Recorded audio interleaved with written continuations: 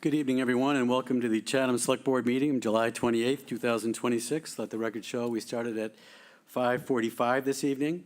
I'll read what I need to read. I ask you to please silence your cell phones, and if anybody's recording this meeting, please let us know if you're using AI and/or recording. Pursuant to Governor Healy's March 28th, 2025 signing of Chapter 2 of the Acts of 2025 extending certain COVID-19 measures adopted during the state of emergency, suspending certain provisions of the open meeting law, General Law 38, Section 20, till June 30th, 2027. This meeting of the Chatham Select Board is being conducted in person and via remote participation. Every effort will be made to ensure that the public can access the proceedings as provided for in that order. A reminder that persons who would like to listen to this meeting while in progress may do so by calling the phone number 1-508-945-4410, conference ID 203-386-491#, or join the meeting online via Microsoft Teams through the link in the posted agenda. While this is a live broadcast and simulcast on Chatham TV, Xfinity Channel 1072, despite our best efforts, we may not be able to provide real-time access. We will post a record of this meeting on the town's website as soon as is possible. The first order of business this evening is to establish a quorum of the Select Board. I will do so with the roll call. Mr. Smith. Here. Mr. Nicastro. Present. Ms. Potas. Present. Mr. Metters. Present. And Mr. Dykens is present as well. The first item, we have a long agenda this evening. We have quite a bit on the consent agenda, but our first item in this meeting this evening is our minutes of July 14th, 2026. A motion to approve. Mr. Chair, I move to approve the meeting minutes of July 14, 2026. Thank you very much. A second. Second. Thank you. And edits, comments, suggestions. Mr. Nicastro. Mr. Chair, I have a couple of corrections. First on page 8, under item C, the third paragraph that begins, the facility operates under leases. In the second line, Article 97 will be enacted. I would strike be enacted and substitute the word govern. Article 97 will govern. And then on page 10, second line up at the top, provide a well-written opinion. I made that comment, so I would like it to read, provide a well-reasoned opinion. Very good. And in the second paragraph, I would suggest that it should read, it was pointed out that any member of the Select Board. It was pointed out that any member of the Select Board. That was the contention that I made. That's it. Thank you, Mr. Castro, with those edits. Any further comment on the minutes? I'll take the roll. Mr. Smith. Aye. Mr. Nicastro. Aye. Ms. Potas. Aye. Mr. Metters. Aye. And the chair says aye as well. Next item on our agenda this evening is public announcements and agenda item requests. I do have one sad announcement. JP John Peter Vario passed away on July 20th, 2026. JP was a member of the Police Community Advisory Committee from 1993 to 1997. He was a member of the Conservation Commission from 1997 to 2006. And he was a member of our Airport Commission from 2018 to 2020. So just a moment of silence for JP, please.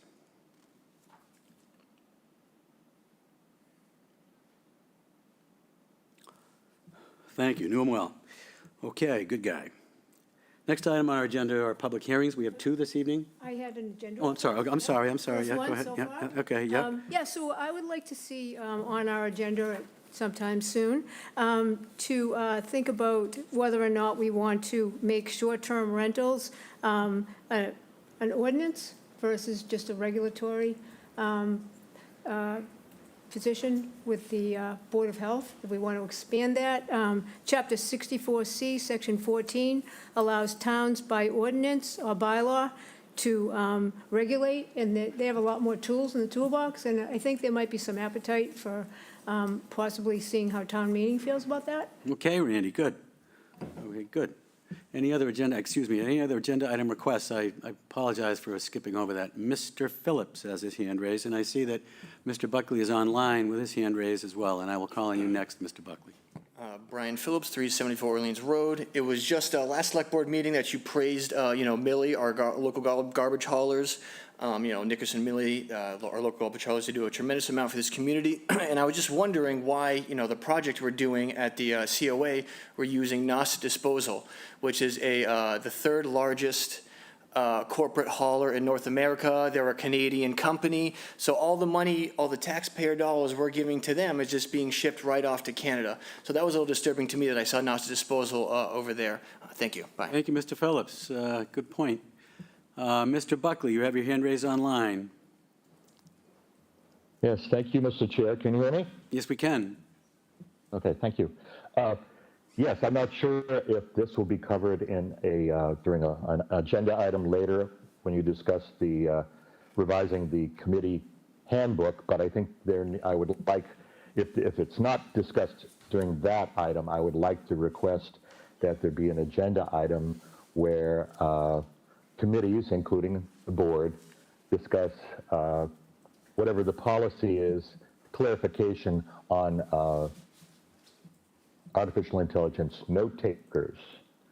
And because I started to use it last December, and the chair at that time asked that I defer and wait and so forth, but apparently whatever policy is coming out of the town or being drafted for your review hasn't landed yet. So I'm reiterating the desire for some clarification on that, because otherwise whoever's in charge of hosting the meeting puts it in the lobby, which then deactivates it.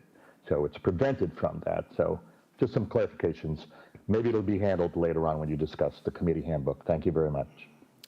I'm not sure if I'm absolutely certain of the request, but is it for our note-taking or the public's note-taking? The public's note-taking. Clarification to the idea that permission is not required, just notification. Right. So it shouldn't be put in the lobby. There's an online place where people are, or entities or recorders are being put before the chair okays it, but the approval is not required, just notification. Thank you. Thank you, if that can be Stephen. clarified. Okay, thank Thank you. Any other agenda item requests and/or public announcements? Any public announcements from the folks present and/or online? I see and hear none. So we will go on to our public hearing. We have two this evening. The first is to consider the placement of two thickly settled 30 miles per hour signs on Ridgevale Road and two W1-4R curved cautionary signs with a supplemental 25 mile per hour advisory speed plaque attached. And I will have our clerk read the public announcement. Mr. Chair, before the clerk does that, just for full transparency, probably doesn't need to be done, I live off of Ridgevale Road. I'm fully participating in this public hearing, so just put it on the table. Thank you, Mr. Metters. Joan Craig, welcome. Do Do you have to read it? Oh, I'm sorry, yeah. Yeah. Thank you. All right. Okay, so notice is hereby given that the Chatham Select Board will hold a public hearing on Tuesday, July 28, 2026, at 5:30 PM in the large meeting room at the Town Office Annex, 261 George Ryder Road, Chatham, and remotely via Microsoft Teams platform to consider placement of the following: two thickly settled 30 miles per hour signs on Ridgevale Road, and two W1-4R curve cautionary signs with a supplemental 25-mile-an-hour advisory speed plaque attached. All interested parties are encouraged to participate.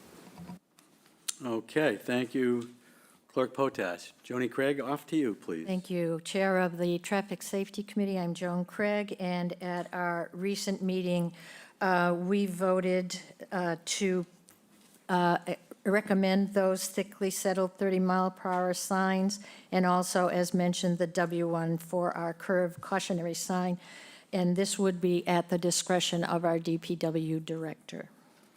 Okay. Any questions or comments from the board? Mr. Metters? Hello. I've walked this area from most of my life. So this came through as a citizen's request. It did. Okay.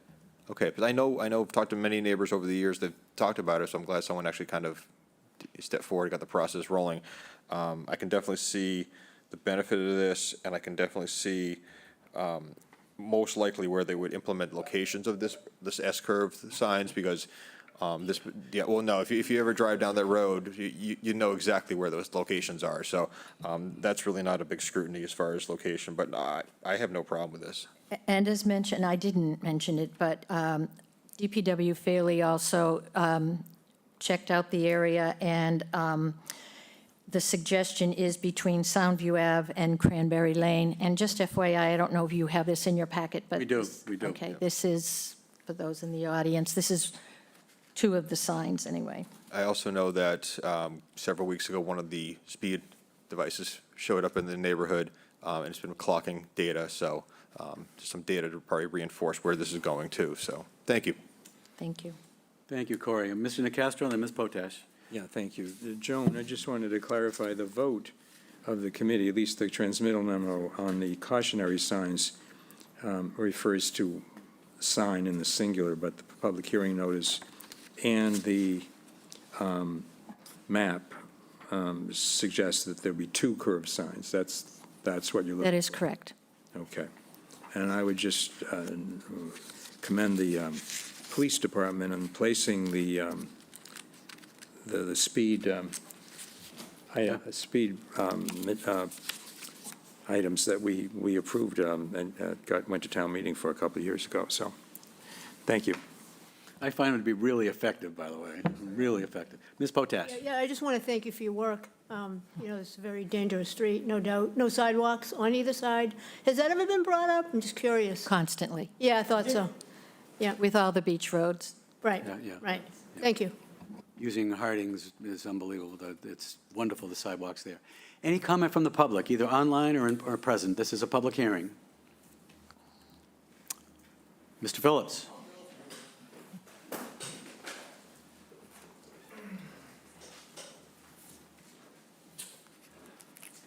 All right, Brian Phillips, 374 Orleans Road. So I guess since I spoke out against the speed sign on Cross Street about 3 years ago, I spoke out as, visual pollution and unnecessary, and then not going to solve any of the problems. I've observed what, the Traffic Safety Committee and town staff has done around town with our signage. And, we have got a tremendous amount we have spent a tremendous amount of money on signage that is a total waste of money and detrimental. There's a tremendous amount of unnecessary signs that have been put up around town that prove to be distracting from keeping your eyes on the road, so probably taking away from their actual purpose.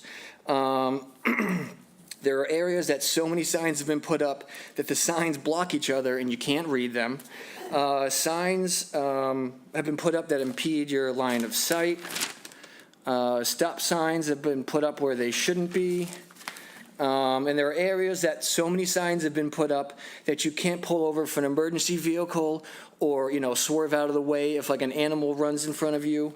So I've, drove down Ridgeville, very familiar with the area. I spoke to, interviewed a couple of people about it. Elaine Cunningham, the owner of the restaurant down there, she was, attending the parking lot, so I asked her about it. And I also interviewed Melissa that you guys just interviewed. She lives on Ridgeville, and they said that there is not a speeding problem on this road. And then, so when you first, did you guys drive down there? When you first pull down, there's good signage. It says slow children, and then there's a slow pedestrian sign. So right as you pull in there. So there's good signage right as you pull into the road. The natural speed limit of that road is between 17 and 20 miles an hour. So to put up 30 mile an hour signs might encourage people to go faster because it's a very tricky road. So the thing is obviously it's a thickly settled area. Is there any, I don't know how anyone could drive down that road and think it's not thickly settled. So again, this is just going to be, and what Elaine Cunningham said is that there's not a speeding problem, but there is always someone that's, there's people that speed. And it doesn't matter if you put speed bumps or, signage or whatever, they're still going to speed. But for the most part, people obey the speed limit of that road. So I think the signage is unnecessary, it's visual pollution, and a waste of money. Thank you. Thank you, Mr. Phillips. Mr. Metters. Just to respond to that, I grew up in South Chatham. I've lived on Ridgeville Road for quite a few years, built our house there. There are people in the summertime. In the wintertime, not so much. In the summertime, there are issues, and it's not just I guess, normal pedestrian, or not, normal vehicles, individual vehicles, it's actually, I find more like the Amazon trucks and the UPS trucks and those kind of trucks. Those are the ones that are really zipping around because they're trying to do, they've got their time schedule. So is it every single car? Absolutely not. But I do think there's enough vehicles that are speeding. And there's a lot of people that are walking, just walking themselves, walking their dogs, some with kids, whatnot. So I don't find any harm in these signs. So that's just my opinion. Yes, please. Front and center. Good afternoon. My name is Patty Young. I live on 78 Chatham Crest. I have lived there since 2017, so I walk every day on Ridgevale. Every day. I can tell you that the majority of people are going well over 30 miles an hour. That's adorable. Thank you for sharing. How many times have you walked on Ridgevale Road? Thank you.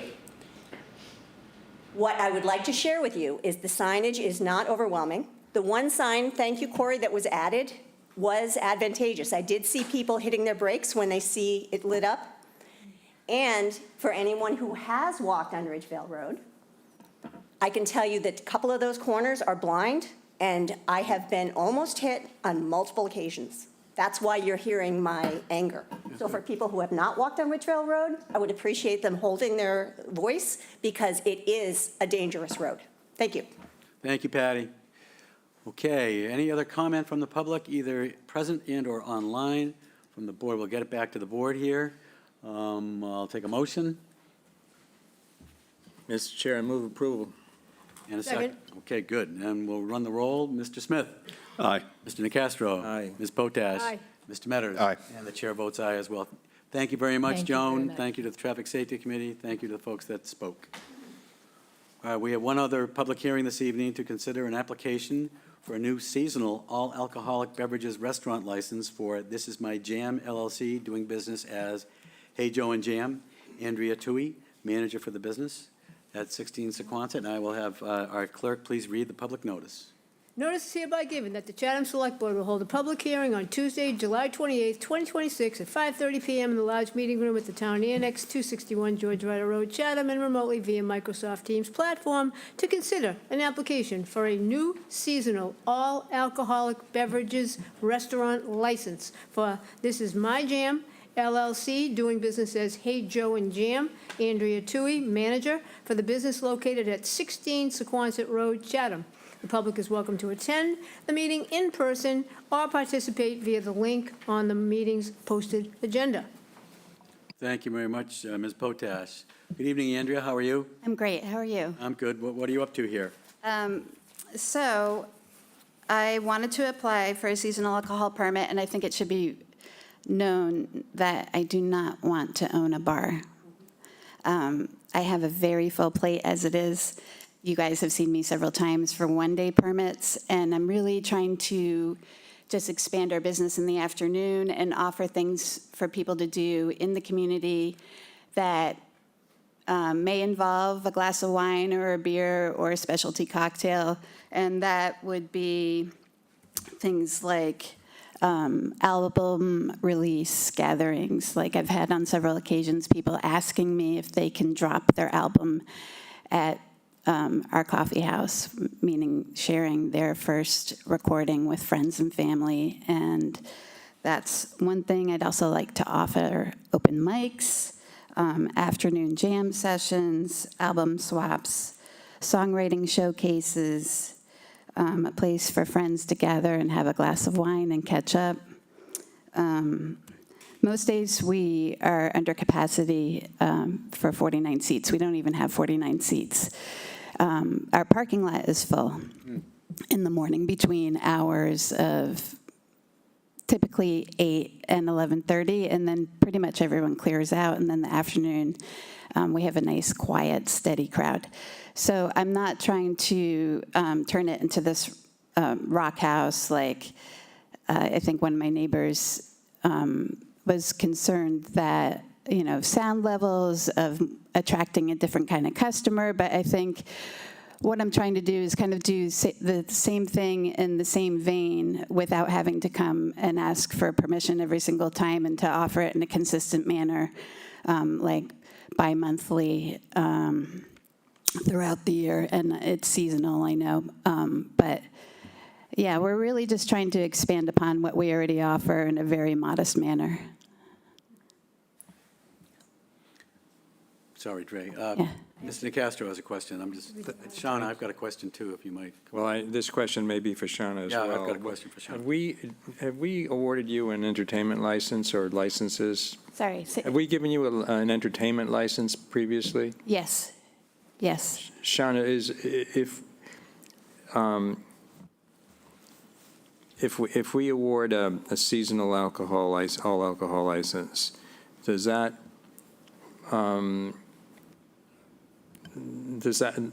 override the requirement to get entertainment licenses from time to time? I mean, if you're a restaurant, you don't need it. How does this work? This is seasonal too, we're talking. So Shauna Neely, licensing agent. For restaurants that are holding private events, like a wedding reception, you don't need to have an additional entertainment license. Entertainment licenses are for advertised, we have a singer coming in, we have a trio coming in, that it's open to the public. So in Dre's case, the entertainment license came first, and then the notice to abutters for the alcohol license, we went beyond the usual alcohol license abutters notification to sort of do the reverse and act upon as if the entertainment license was coming next. So to be in compliance both ways. So What are the terms of the current entertainment license? Is it restricted to certain days of the week or certain hours? there are hourly restrictions on it, but it's pretty broad. Okay. It's indoor, outdoor, amplified, and mostly morning hours, so I would be asking for permission to have music in the afternoon, and on occasion, 1 to 2 times a month at night. But you already have that permission, I apparently. believe there are allowable hours on certain days of the week. Did we allow amplification externally? Yes. Okay. All right, thank you, thank you. Yeah, Randy, and then I have a Yeah, question yeah. as well. So you said at night, it looked like you were closed at 4 Yes. PM? So what do you mean by night? So on occasion, I'd like to stay open beyond 4 o'clock and have an event at night for like I said, an album release gathering, or an open mic. In that case, I would stay open, but not, I mean, I can't stay up past 9 o'clock as it is. So like, maybe 10 o'clock, the latest. So, yeah. Are you already licensed for that? Or that's what I'm just trying to get clarity on. Do I have a license To be open at night? I don't know, do I need a license to expand my hours? That's what I'm wondering. So I've pulled up the entertainment license for this year, and currently, Hey Joe and Jam is licensed for indoor and/or outdoor live amplified music 7 days a week from 9 a.m. to 11 a.m. and 1 night a month from 7 p.m. to 9 p.m. So it would be a little bit beyond that. But So do we need, go ahead, Dean. You'd have to come back for For the entertainment. expansion of your Yeah. entertainment license. So Sean, I have a stupid question. The seasonal alcohol runs from when to when? April 1st to November 30th with an extension to January 15th the following year with permission from the board. Okay, but it ends in November. in November theory. 30th. Okay. Is that those are your thoughts? Yeah. Right, okay. All right, we did, any public comment from folks here in present? Okay. Anybody online? We do have one letter to read that was received today, I believe. The clerk will read it in just a minute. Brian Phillips, 374 Orleans Road. They do a great job down at Hey Joe and Jam, and I think we need to do anything we can to support local businesses like theirs. Thank you. Thank you. Brian. And if the clerk would please read the letter that we I have to read received. the letter that we received. So I live at Strandway Village condominium, and this is actually, tell you who it's from, David H. Doherty, 1 Strandway Way, number 7, Chatham, Mass. I live at Strandway Village condominium at 1 Strandway Way, C Strand Way, sorry. Okay. Yeah. It's located diagonally across from the applicant's property. Prior to writing this letter, I had the opportunity to speak with the owner of Hey Joe and Jams, Andrea Tui, in an effort to learn about her future plans should the license be granted. She explained the license would give her the ability to host private parties and other special events without having to pursue individual one-day alcohol licenses. But isn't that the purpose of a one-day license? On the website, Hey Joe and Jams is described as a creative coffee house for Cape Cod and a gooey, groovy community cafe. If a full parking lot is any indication, then it appears that their business model has been very successful. However, their success has, in my opinion, overburdened the property, and the overflow parking has created problems which impact the entire Sequansit neighborhood. As a neighbor, I have seen upwards of 6 vehicles for customers parked at Sequansit Road, leaving only 1 lane available for traffic. The private parking at Oppenheim Medical Center is used regularly by the cafe's customers. Last Sunday, I saw 6 vehicles for customers using the back parking lot of the medical center. Employees at the Oppenheim have expressed their concern for safety of their patients, especially those with the mobility issues. Clearly, granting of a seasonal all-alcohol license can only be viewed as an expansion of Hey Joe and Jam on a site that is already overburdened. With the new capability for private parties and special events serving alcoholic beverages, the neighborhood should be concerned that the applicant may be seeking to expand hours of the operation, likewise seek to expand the scope of their existing entertainment license. Based on the foregoing, I believe the Select Board should deny the application for a seasonal all-alcohol license as not being in the public interest. And again, David H. Doherty. Thank you, Ms. Potash. Dre, any comments on the points made in that letter? Yeah, no, I had a really nice conversation with him. We had a phone conversation. I appreciated him giving me the heads up that he was going to write a letter. I understand, I think I understand what he's afraid of. What I heard was parking was an issue. I have an open relationship with the medical center next door. I've spoken with them. They've never complained. I don't tell people to park over there. And I think we had one employee park over there, and we had a phone conversation about that. And I took care of it right away. And there are people parking on the street, but I think that can be properly alleviated by just posting signs on the street that says no parking, like just simple signage. I've even had a customer remove her car from an area where I thought it was dangerous. So I don't know. I see people park in my parking lot and go to Cream and Cone. It's just like, it happens. So I don't think it's a nuisance. I think the neighborhood really appreciates us being there. I think we're a community asset, and I think, like you said, thank you very much. It would be great to help us make a little money in a different way and do more things for the community by offering people a place to go in the late afternoon or early evening. Okay. Mr. Nicastro. Dre, how are you contemplating seeking an expansion of your entertainment license? Right now, it's every day, Shana, you said, and then one night, one evening. What are you going to look to? I think the entertainment license, I'd like it be able to have music any time of day, but during the hours, our typical hours, between the hours of 7 and 4, and then 2 times a month, an evening, the ability to do an evening concert. And if you know the kind of music that we play at the shop, it's acoustic mostly. It is amplified, but we keep it low. I haven't had one noise complaint. It's usually 1 to 2 musicians, and it's definitely not going to be attracting a Squire crowd. But you right now you can provide entertainment every single day and just one evening a month. That's the way Shana described it. Right now, it says till 11 a.m. Is that Shana? Yeah, that's correct. Yeah, and I would pursue that regardless So of you're whether we, looking to expand the hours to the afternoon. yeah, and I would like to do that regardless of whether or not we're approved for the alcohol permit. Like, I would still like to offer that. Okay. All right, thank you. Mr.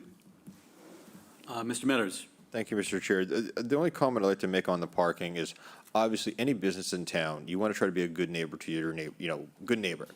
Parking can be the crux of many relationships, and there are plenty of businesses in town, all throughout the town, and I think anyone can kind of, off the top of their head, identify what I might be referring to, is there's some parking nightmares. They're not ideal, but these are businesses that have been around for a while. Corner store, Marion's Pie Shop, especially on a holiday, the Shopaway Plaza areas, the Cream and Cones. We all know the parking lots. They get busted up at the seams. People park in creative ways. It is, I don't want to pick on one business over another. They exist. And it would be nice if we had a better remedy for it, but definitely for public safety.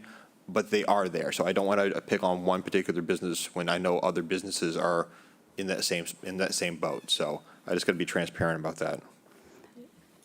Randy, yeah, So I please. am very supportive of your business. I heard the music the other day. I sort of just cruised through quietly, and I didn't think it was that loud at all. And I'm just so happy for you that you've really brought West Chatham to life there. I've had many family and friends go there, when they come visit, and everybody likes it. And I think I'm happy to see you come in and ask for an expansion of that. The only thing I was wondering, you don't have a lot of food there. You just have some kind of like sweets. And that's a little different, so I didn't know if you were planning to expand your menu. And also, would you consider beer and wine? Because that might be a little bit, you're also going to have tip training for your people. And I know they can be 18 and serve alcohol, but it might be tricky for you to get tip training for everybody. So those are my thoughts. Yeah, I would definitely consider beer and wine. I think to be able to do the full-blown alcohol permit, it was just something that we could be a little creative with and make like a specialty drink using our jams. It's actually, Dogfish Taco makes a great drink using our blueberry jam. Don't go by me. Party was over in the 80s Yeah. for me, so you can't go by me. But But to answer your question about the food, yes, I've been in discussions with my chef about what we could offer that wouldn't burden them too much, but also we were talking about charcuterie, because that would feature our jams. We can add our jams to charcuterie. Something very simple so that people aren't drinking on an empty stomach, yeah. I have a couple comments. I'm very supportive I think this board in general over the years has been extremely supportive of business throughout towns, West Chatham, Main Street, everywhere, very supportive. And I'm going to continue to be supportive of your efforts. You have brought some life to West Chatham. I agree with Randy. Especially in the morning. You are crowded, so what you're offering is popular, and that's a good thing. It's generating activity for West Chatham. I am concerned a little bit about, you need to come back in and apply for expanded entertainment licenses. If you want to extend your hours, you really have to come in and apply and let us know what it is you're doing, what you want, right? So those are my thoughts. I am supportive. I appreciate Mr. Doherty's letter, and I listen very carefully to what he says. And parking is an issue, as Mr. Metters has noted, everywhere in town. And, frankly, in West Chatham, it's kind of welcome. Anyway, sounds stupid, but not really. It's good for business. But anyway, I'll take a motion, and I am supportive. Mr. Smith. I'd like to make a motion to approve the seasonal alcohol license for Hey Joe and Jams. And a second. Second. Thank you, Randy. Call the roll. Mr. Metters. Aye. Ms. Potash. Aye. Mr. DeCastro. Aye. Mr. Smith. Aye. And the chair says aye as well. Thank you very much. I'll be fun. back to talk about Yeah, do. expanding the entertainment. Certainly welcome. All right. Please come back. Yep, thank you. Okay, we have a consent agenda this evening that is quite a long one. If any of the board members are concerned about any of the items, you're certainly welcome to call one out if you'd like. But we have consideration of town roads, a special one-day license, and the sale of goods for our annual turkey truck bib pickup. This is something we've always approved and would likely approve this year. Consideration of the use of roads, bike path, and special one-day entertainment license, short but sweet 5K road race. We've approved that in the past. It's been very successful.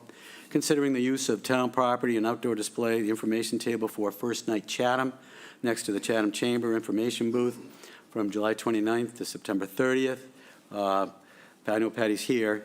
Consider a license to use a real town property, town wastewater pump station at 240 Cedar Street, Chatham, Boston Gas Company, National Grid. This is something we typically do approve.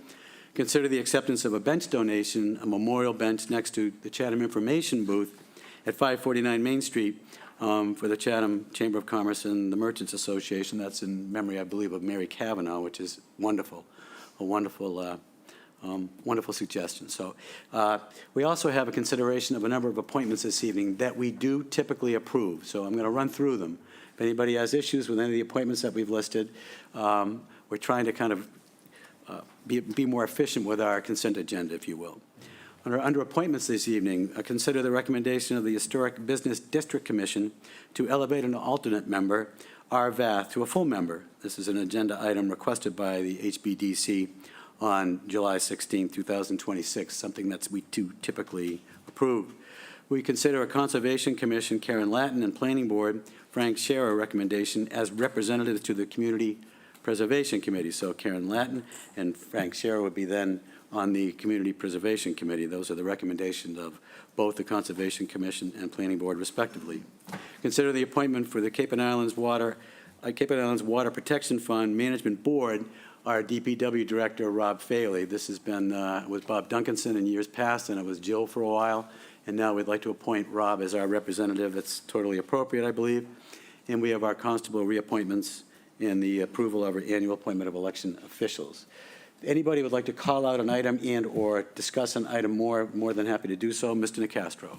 Mr. Chairman, I don't wish to withdraw any of these items from the list, but I do have a question on two of them. Yes. For clarification. On item B, which is the consider use of town roads, bike paths, short but sweet 5K race. In the application, it says on page 2 that the Park and Rec Commission met on June 25th and voted to recommend approval, but the vote is listed as 000. Do we know what that, we can fill that in at some point, Kathy? Yeah, I saw that. They did approve it.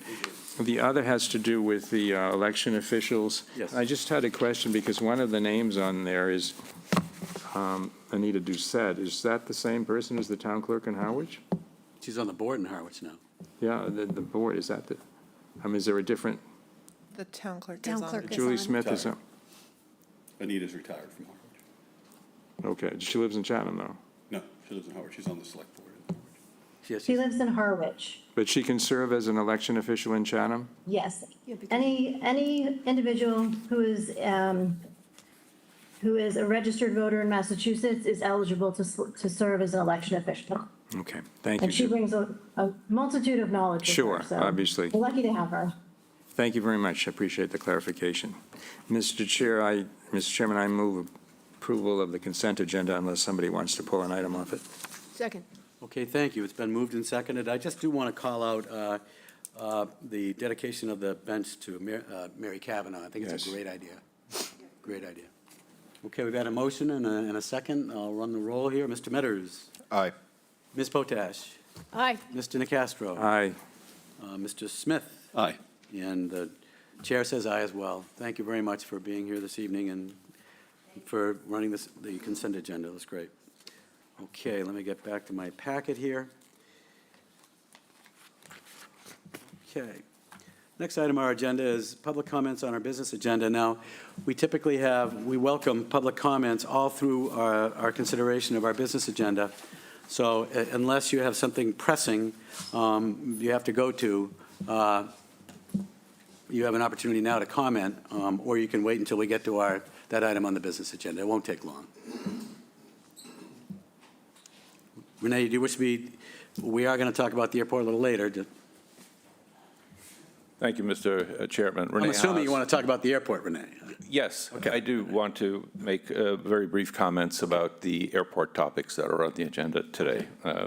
Yes, 82 Wentworth Lane in North Chatham. First, I would just like to, excuse me? Just say your first and last name again. Oh, I'm sorry. Renee Haas, 82 Wentworth Thank you. Lane. It's for the record, thanks. First, I just want to support the staff finding of no action to be taken by the Board of Selectmen. I believe that, in a way, it's kind of a no-brainer, but it's nice to see the staff who has studied this issue to come up with this recommendation. The Airport Services Agreement, it's under the purview of the commission, of the Airport Commission anyway, really, and any efforts to, by the actual Board of Selectmen to interfere with this would most likely, create, legal conflict. The current structure, which has been in place, for 30 years or so, I believe, it's good for the town, and it's good for the airport, and really, it's sort of like if it's not broken, why fix it and mess around with it? So that's on the Airport Services Agreement. On the second topic of community engagement, there were 4 options that were presented, by the staff for the board to consider. I'd just like to express my support for options 1 and 4. Option 1 is really, being done in place and is kind of obvious. It allows for community input, public input at every commission meeting. It's open to the public and, and works effectively. The second option was to contemplate a noise study for the town of Chatham. My belief is that it's really highly unlikely that CQX would qualify for funding of this, which would be a very expensive project, and I find it unlikely that town taxpayers would want to fund such a project. So I don't think it's worth pursuing. The third option is the FAA roundtable, for community input within the town. It creates a new bureaucratic structure within town. The FAA roundtable, it's rigidly defined, really only suitable for airports much larger than CQX. I did a little bit of research, but really with ChatGPT to try to see, what's the smallest airport that has an FAA roundtable. And I can't say that this is definitive or conclusive, but they gave an example of, yes, it's not a commercial airport. It's an airport in Denver, Centennial Airport. It's an example of a small airport with a roundtable. But this airport, which is a little reliever, it's non-commercial. It's FAA, General Aviation Airport near Denver. But give an idea, it has 3 runways, 10,000-foot runway, 7,000-foot runway, 4,800-foot runway. It has a 24-hour control tower. It has 900 to 1,000 operations per day. And it has 840 based aircraft. And I just give this example as, that this structure for the roundtable is way overkill for Chatham. Renee, I apologize in advance here, but I'm trying to limit folks to 3 minutes. I should Okay. have said that earlier, but you're a little over your time. Okay, I'm sorry. And then the fourth option, which is community farm, I support that option to be done in conjunction with option 1. Sorry. Okay. Time flies. Okay, thank you, Renee. Thank you for that input. Okay, anybody else out there? Oh, I'm sorry. I see a Kenneth Backow. Kenneth, I'll call on you. You have 3 minutes, Kenneth. Thank you. Yeah, thank you. I can be quick. I don't need to take all the time. I just wanted to call out that I agree with everything Mr. Haas said. And I just think that the airport is one of the great assets that we have in this community. And I would credit actually a lot of that to the work that the Airport Commission has done. But I would also credit that to the current management. I hope when the contract comes up for renewal that Mr. Howard will throw his hat in the ring, because I think for so many people, he's the first person they meet in town, and he's the type of person who will give you the shirt off his back, and also the type of person who supported, Monomoy Community Services when they had their fundraiser. He's, in the town 4th of July parade every single year, and he's just, he's the best ambassador we could ask for. And I will admit that I am a pilot, and I'm a based pilot. I'm a homeowner in Chatham, so I will reveal my biases, but I also fly all over the country, and I think we're fortunate to have one of the best run airports that I know of in the country. So anyway, I agree with everything Mr. Haas said. And I would also just add that, the airport doors are open, 7 days a week. And so, I would love to have more engagement from the community. I hope more people, would just come and not just eat at Hangar B, but come talk to the pilots. I think you're never going to find a pilot who doesn't want to talk about flying. So I think to the extent that, members of the community want to learn more about the airport, more about the efforts of the commission and the management to make it an even safer community, I would just encourage folks to do so.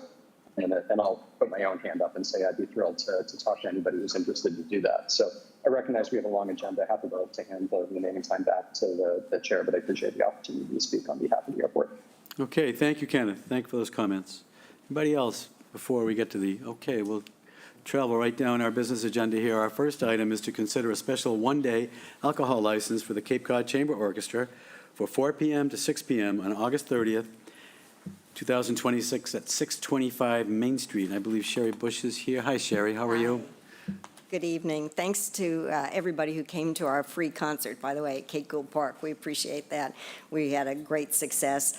We are going to be performing our kickoff concert at St. Christopher's Church on August 30th at 3 p.m.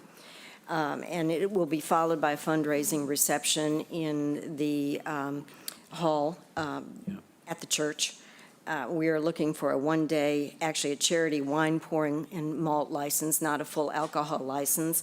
And since the application, we have secured a volunteer to pour who is tip certified, John Scott, who I think is known to some of you here. It will be our server, our volunteer server. We will issue only 2 tickets per person for beer and wine, and we're not really concerned about underage. We'd be delighted if we had kids come to our concerts. All students are free at all our concerts, by the way. Oh, good. So, do you have any questions for us? Sherry, I do not, but perhaps Mr. Metters does. Just for clarification, you said you started at 3, the application starts at 4. Right. The concert will last between 1 and 1.5 hours. Okay. Because we tend to introduce our pieces first and then proceed with the musical numbers. So we were unsure if we would start, exact time, so I just put 4 to 6 in there. We don't expect the reception to last more than 45 minutes to 1 hour. Okay, wonderful. Thank you. Mm-hmm. Thank you, Corey. Mr. Nacastro. Mr. Chairman, I move approval. Second. Okay, we'll call the roll. Mr. Metters. Aye. Ms. Potash. Aye. Mr. Nacastro. Aye. Mr. Smith. Aye. And the chair says aye as well. Have a great time, Sherry. Great, thank you. Sounds great. Our next item on our business agenda is to consider committee appointments to the Cultural Council. Kathy and Jill, why don't you take this one away? I know that we're increasing it from 7 to 9 members, and with that, I think we have some appointments this evening. Some Yes. Suggestions, okay. Thank you, Mr. Chair. Yep. As you recall, on July 14th, the board voted to increase the membership from 7 to 9 members. Prior to that, when you were doing interviews for reappointments and filling vacant seats prior to the June 30th term ending, the board interviewed Alex Capo and Marie Cunningham. Their interviews were provided. The chair of the Cultural Council is also online if he has anything to add. But with the addition of the 2 seats and 1 vacant seat, we had someone resign. There are currently 3 vacant seats on the Cultural Council now. And as noted, you have interviewed 2, and there is a 3rd candidate that I am scheduling an interview for. I believe they're going to be on August 25th. Okay. For your consideration. Okay, thank you. Mr. Nacastro. Kathy, how many of these 2 seats are available for appointment through 2028? Both of them or just one?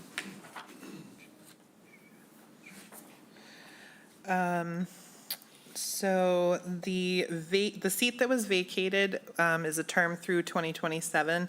The 2 new seats are for 2028, which provided a balance of membership. We could appoint both these people to 2028 You seats. could, yes, and then there'd be the 1 seat for 2027. I'd be interested in hearing what the chair of the council has to suggest on that point. Barry, do you have a notion about length of terms for these candidates? Yeah, I really would like to see people appointed to 3-year terms because we can only have two terms of 3 years. These aren't lifetime appointments, but, if we can only, if you feel more comfortable with just 2-year terms, that's fine. Okay, thank you, Barry. Mr. Nacastro. Mr. Chairman, I move to appoint Marie Cunningham as a member of the Cultural Council until June 30th, 2028, unless sooner revoked or a successor is appointed. Second. Okay, we'll call the roll. Mr. Metters. Aye. Ms. Potash. Aye. Mr. Nacastro. Aye. Mr. Smith. Aye. Mr. Dyken says aye as well. Mr. Chairman, I move to appoint Alex Capo as a member of the Cultural Council until June 30th, 2028, unless sooner revoked or a successor is appointed. Second. Okay, any further discussion? We'll call the roll. Mr. Metters. Aye. Ms. Potash. Aye. Mr. Nacastro. Aye. And Mr. Smith. Aye. And Mr. Dyken says aye as well. You have, I think, 8 members now, Barry. 8 and one interview coming up. We'll be Yeah, full. yeah, good for you. Good for you. Thank You're you. filling it right out. Good. Thank you, Appreciate it. Barry. Thank you. Yep, thank you, Yep. Barry. Okay, well, let's see, what have I got here? Now we have, this is kind of quick on the working group, but just a comment before we have some discussion. What a great list of candidates or interviewees we had this evening. I was thrilled to have the interest that the public has generated in the school system this evening. Very, very strong cadre of candidates. And there were 2 other candidates, David Wickham and Seth Taylor, that we are well aware of and we know well, that we didn't interview. So we had really unbelievable slate. And this is not going to be an easy decision, to be honest with you. So anyway, that's my feedback. I have spoken to David. He's still interested. As you well know, he's well qualified, as you well know. But we also had some unbelievably well-qualified candidates this evening. Mr. Nacastro has his hand up and wants to speak. Mr. Chairman, I'm prepared to make a nomination. Okay. I nominate Melissa Bohannon to be the citizen representative on this working group and to be appointed until work is completed. I'm going to second that. Okay. I'll always second whether or not I vote for them. Yep. Excellent candidate, excellent. We had many. Can I make another nomination? Or do we do one? Yeah, no, you can make another Yeah, nomination. I would nominate David Whitcomb. Yep. And I will second that. Mr. Chairman, I'd nominate Seth Taylor. Okay, I'll second that because that's what I do. yep, okay. Okay, well, we have 3 nominations, so this is going to be interesting with all these great candidates. We'll take Melissa Bohannon, I guess, first, who's the... No, we don't. You would just say. Roll, okay, all right, I'm sorry. Yeah, thank you. So we'll do the roll. Mr. Metters, you're under the gun. I'm treading, so with complete transparency, I recused myself for the interview because Ms. Bohannon actually is a summer employee of mine. I've known her for, 18 years. Yep. But clearly, I have my financial interests, and this is broader, like a taxpayer. So I'm going to vote Melissa Bohannon. Okay. Ms. Potash. Yeah, can I wait? Okay. Mr. Nacastro, I have a feeling I know who you're going to vote. Melissa Bohannon. Okay. I like them all, but Yep, me too. Mr. Smith. Me too, I like them all. I'll vote for Seth Taylor. So I'm torn between Melissa Bohannon and David Whitcomb. And I would defer to the chair because you've lived through this and David Whitcomb has lived through this. And I can't help but deferring to you if that's reasonable. I've done my homework on it and I think they would both equally be perfect. So it's tough. If I have to pick one, I'll do that. But first, Well, I'm going to vote for David. I Yeah. have a long history with him, as you well know. He was on the original select board when regionalization went down, and he was on some of the planning committees. He was on the building committee, so he's very well. He really understands the agreement and the history of the history of the whole thing. yeah, and I'm going to go along with that because I believe in that. So now we have a tie. so you have to go into a second round. We do. Okay. We do. Okay, so I'll take nominations. I don't know if you want to drop, I'm not proposing it, but we may have a repeat of this, but Yes, we might. I would suggest we do a second round, and then we might consider dropping the Okay. candidate. Let's do nominations, Who doesn't, gets the least votes. Okay. I nominate Melissa Bohannon. Okay. Second. Okay. I nominate David Wickham. I'll nominate Seth Taylor. Here we go. Seconds. Second. Second both of them. Okay. All righty. Okay, we have to declare a candidate here. I know this is going to be tough. Mr. Metters. I'm Melissa Bohannon. Okay, yep. Randy? David Wickham. Yeah, Melissa Bohannon. okay. Well, in an effort not to go round and round, Melissa Bohannon. Okay, so Melissa's got 3 votes. So. Yeah, well, good for Great. her. That's awesome. You know, there was no wrong answer. you I'm vote? going to vote for David, but there's no wrong answer, you guys. We had a wonderful cadre of candidates, just thrilled. Yeah, we'd win with any of them. We wouldn't with anybody. Yeah. And Corey said under his breath, boy, I wish we could have a subcommittee to the working group of our folks. So anyway, really appreciative of the interest, and Melissa's a wonderful candidate. And I look forward to all their input, Yeah, me too. no doubt. And I know I talked to Dick. I know Dick was involved in the original planning of the region. I met him. I've met him before. So anyway, it's wonderful to see him again. So, Melissa Mr. Chair, Bohannon. thank you. And then one more item under this agenda Yes, is a select board alternate. Yeah, I want to appoint, or I'd like to have a nomination, and I think I know who I want, and I'll make a nomination as well, but I want someone to stand in my stead should I not be able to make the working group meetings. They're that important. And I would like to have Corey stand in my stead as vice chair. I nominate Corey. I'll second. Yeah. Okay. Any issues? Call the roll. Mr. Smith? Aye.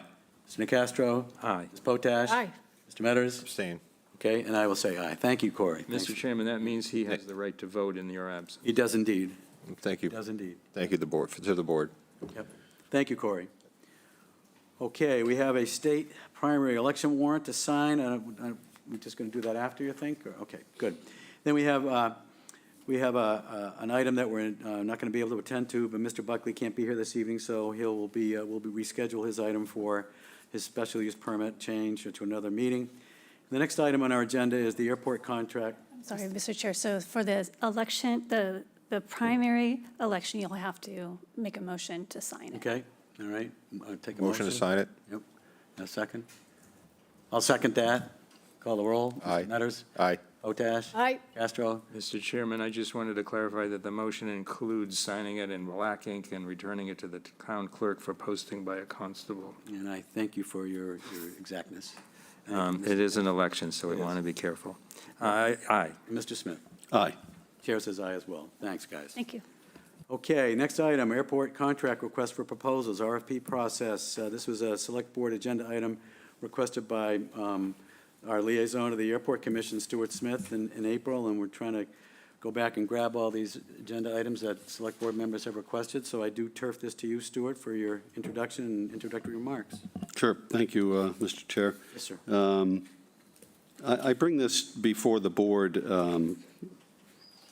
more as a point of information and so the board can keep updated on the operations at their airport. I think it's an important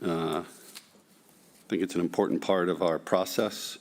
The Airport Commission is tasked, and of course, we appoint the Airport Commission, and they're tasked with running the airport.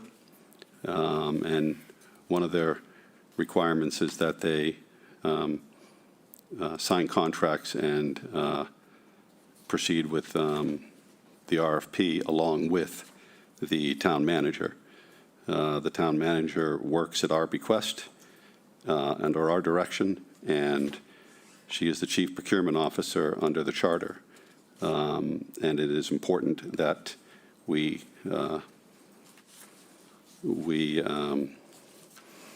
educate ourselves and the public on, what are true checks and balances within our government. The Airport Commission does not work by itself. They work under the direction of not only the statute, but the town. So that being said, I thought it was important that this document come before the board so they remain engaged in the operations of the airport and know what's coming down the pike. Of course, the contract for the manager of the airport is coming due, and the Airport Commission has gone through some changes in the contract and the town, the RFP process. So I've had a few meetings with the town manager and the airport chairperson, Airport Commission chairperson on the issue.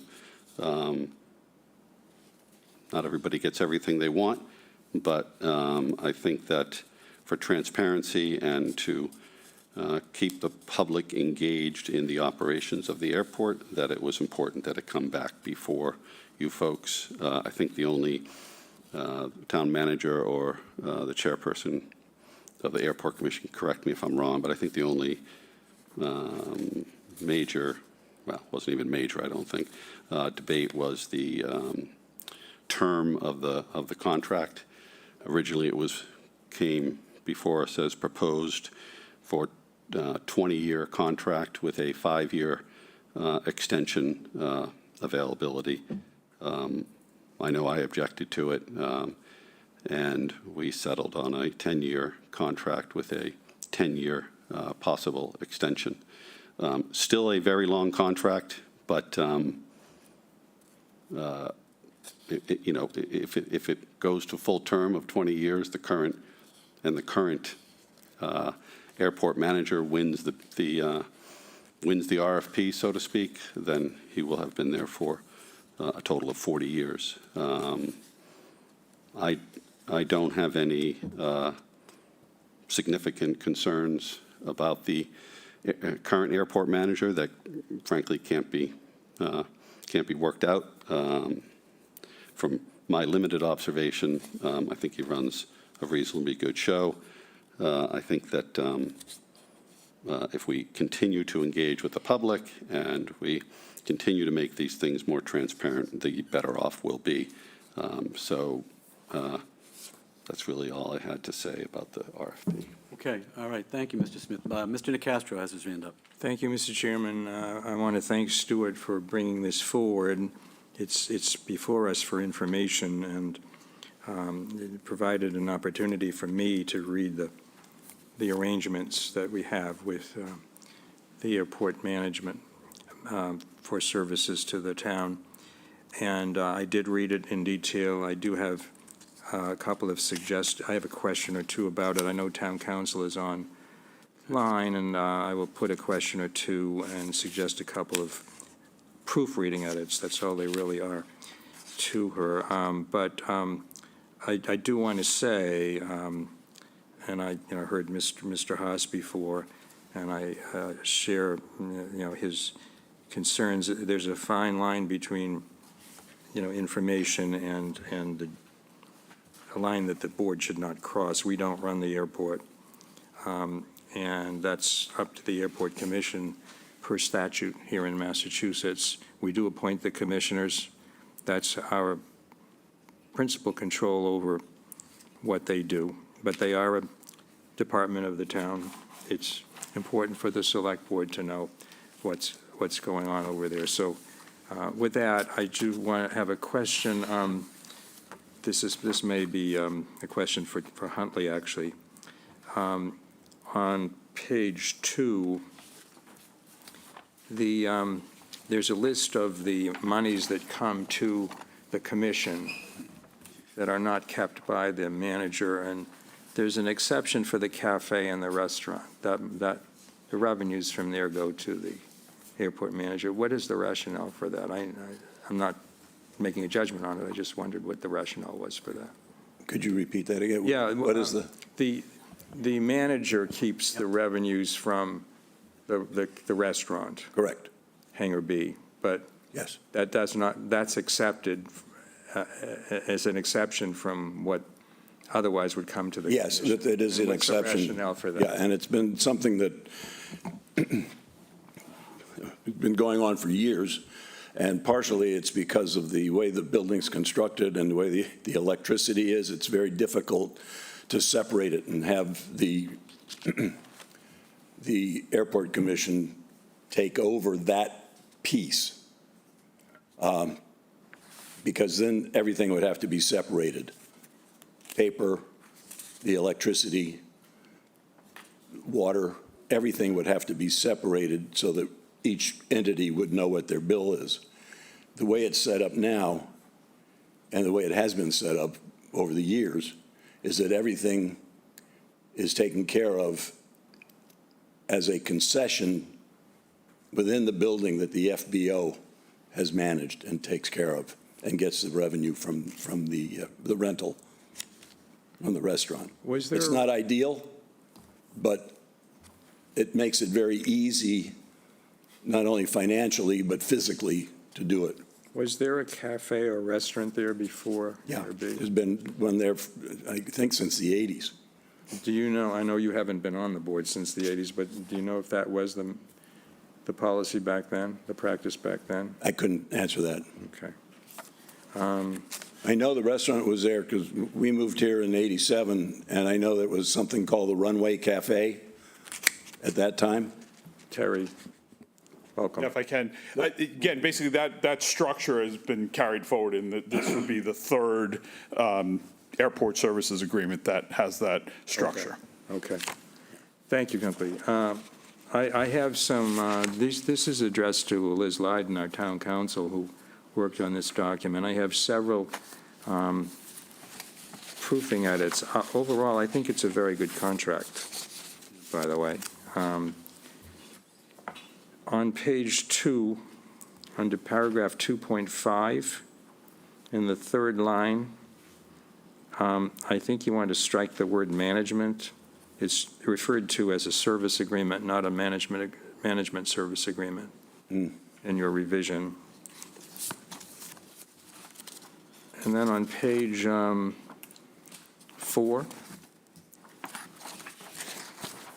paragraph 4.5, I guess it's, I'm sorry, can't tell what this is. Is it new paragraph 3.5 or 4.5? It's 4. Paragraph 4, there's a 3 that's underlined. Yeah, 3 is underlined. Well, whatever it is, there should be a period at the end of the last sentence after the word FBO. Oh, yeah. Which page is that? Page 4. Thank you. I'm just dropping a period there after the word FBO in the last line of that paragraph. And then on page 9,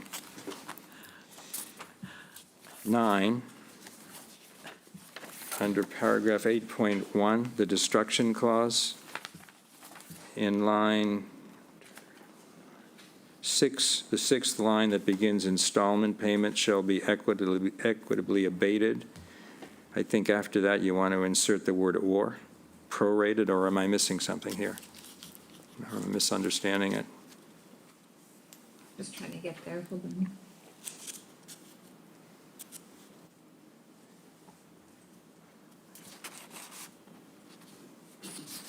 You said page 9. Paragraph 8.1, 6th line down. I'm looking at the red line version. Okay. Paragraph 8.1, Yeah. you said? Yeah. It's the second sentence in that paragraph, which begins in the event of such damage or destruction. And then the next line says installment payment shall be equitably abated, comma, prorated for each day. I'm suggesting you might want to insert the word or. You can look at this later on. Yeah. I'm just throwing that up. Okay. I didn't draft this, so maybe I'm not understanding it. Page 13, again, I'm looking at the red line version. Under paragraph F, as in Frank, it says noncompliance with provision 3. I don't know what that means because there is no provision 3. I wondered if it's provision C above. Anyway, you can take a look at these suggestions after, offline. Okay. There's a reference to provision 3, which is not a term in the contract. Right.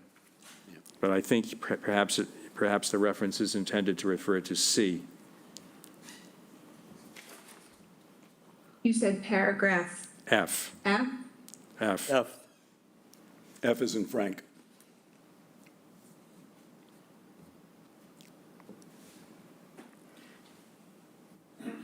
Oh, it's a different page on my version. Sorry Okay. about that. It just references a provision 3, and there is no provision 3 above. I suspect you mean provision, paragraph C or subparagraph C. In that same paragraph, it talks about the right to terminate at the election of the Commission or the United States, either or both said governments. Well, that's a little confusing to me. Do you mean the Commonwealth of Massachusetts and the United States, or the Commission in the United States? Because the Commission is, I suppose technically it's a government, but it's a capitalized term, so I'm a little puzzled by that. But that should be clarified. Do you understand my question or comment? Which paragraph was that? Same one. Same one, F. F. So I think with the red line, whatever was listed as 3 got changed to 4 for this section, so it's just a matter of Liz needs to look back up if it's non-compliance with provision 4 above. Well, this would be under 8. I guess it's paragraph 8, section 8.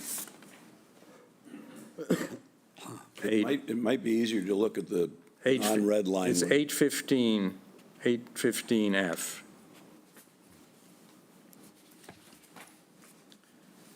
I only have 1 or 2 more left here. You see the last line refers to governments. Are we thinking that the commission is one of the governments, one of the 2 governments? I'm just going to do a control F because I can't seem to find that paragraph. 1 second. It's in the existing. Liz, are you in 815? 8.15? Yes, 815, the new 8.15. Subparagraph F. Look at the one without the red line. It might be easier to find. It's the same paragraph that had provision 3. Okay.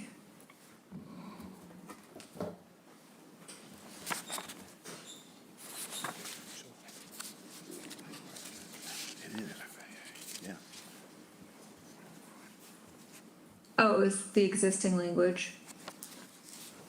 Well, I would just leave it for you to clarify what that is. Because I'm reading it as referring to 2 governmental agencies like the United States, and which is specifically referred to. Commonwealth is not. I think it was, well, I might be looking at the wrong paragraph, but I'm looking at commission, meaning, I'm looking at the last line in that paragraph, governments, plural. okay. If I can? Yes, I think so that's again from the, in the existing agreement, and I think that has to do with the obligations related, so the United States reference is really by and through probably the FAA via the overriding act that gives FAA authority, that they would be able to take that action, and the commission. I'm not sure under Chapter 90 that the state could. Yeah, I'm not looking to write the Commonwealth into this. I'm just confused by the word governments, as though it includes the commission. Yeah, no, I understood, yeah. So I think the entities or something like that to Okay. just might be better language. You're right, because the airport commission is not a government. So, but obviously, so that might be okay. great. So maybe it ought to be specified that it's the airport commission and or the United States. And then under Exhibit A, which is the job description, at the very beginning, subject to the direction and authority of the Chatham Airport Commission, in the next line, there is a reference to paragraph 4.1 above. I'm not sure that's going to be the new reference, whether, I suspect it should say 3.1. Okay. Okay, I think that's it. All right, again, I looked at this pretty carefully, as you note. I looked at the RFP, and I think it's a good document, and those are my comments. We have no role in this in terms of approving it, and I think the Airport Commission has done a pretty good job with this, and publicly vetting it, apparently. I didn't watch your meeting, but I'm assuming this was discussed at a regular meeting of your commission. Extensively. We did background work offline with the town manager and Mr. Smith and Ms. Leiden. Okay. And then we brought it to the commission for the July meeting. Okay. Thank you very much. Thank you, Mr. Nacastro, for Highlight. that close Thank you, reading. Liz. And Mr. Smith had his hand up. Sure, and agreed with Mr. Nacastro. But the Select Board has a responsibility under the charter to supervise the town manager in her duties as Chief Procurement Officer and for appointments of commission members. So just wanted to make that point. The other point I want to make, Elizabeth, is on page 17 under Exhibit A. Hopefully that.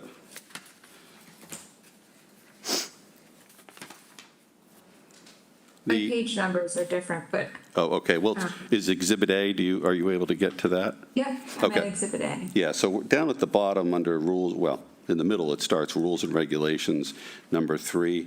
And if you go down to E, I don't know if you're able to find that. Yes. Yeah, okay. The airport manager shall report to the commission, FAA, and MassDOT in a timely manner. The next two words seem inconsistent with the CMR. Observed infractions. I read, and you can look at this later, but under 5.08 of the CMR 7.02, D, under duties, it seems to conflict with that. Maybe you could take a look at it and see what you... Excuse me, can I ask what the conflict is? Sure.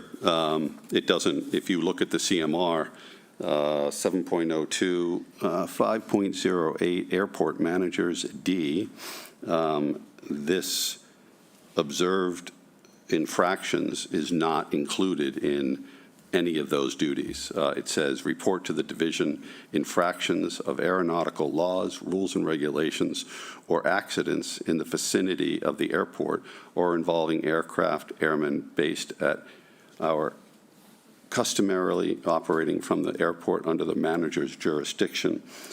And I don't know why, but for some reason in the Exhibit A, observed infractions are included, which seems to, well, it doesn't seem to, it's not included in the duties. So if you could just maybe take a look at that and see if you, other than that, You good? we're good on that one. Okay, any other comments? A close reading. Thank you, Dean. I read every word as well. I did get that one period at the end of FBO. I did circle that. I showed Corey I had circled it, real time. I did not tonight. But I appreciate you bringing it forward, Stuart. It's informative. Otherwise, we wouldn't have seen it. So I do think I agree with Mr. Nacastro. It is a good contract. It's well-written. And that's what I have to say. So any comments from anybody here and or online? Yes, Michael Cortez. Michael.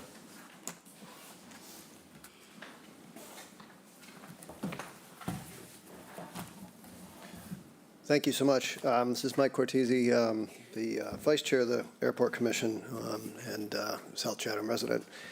Just wanted to make a clarification point.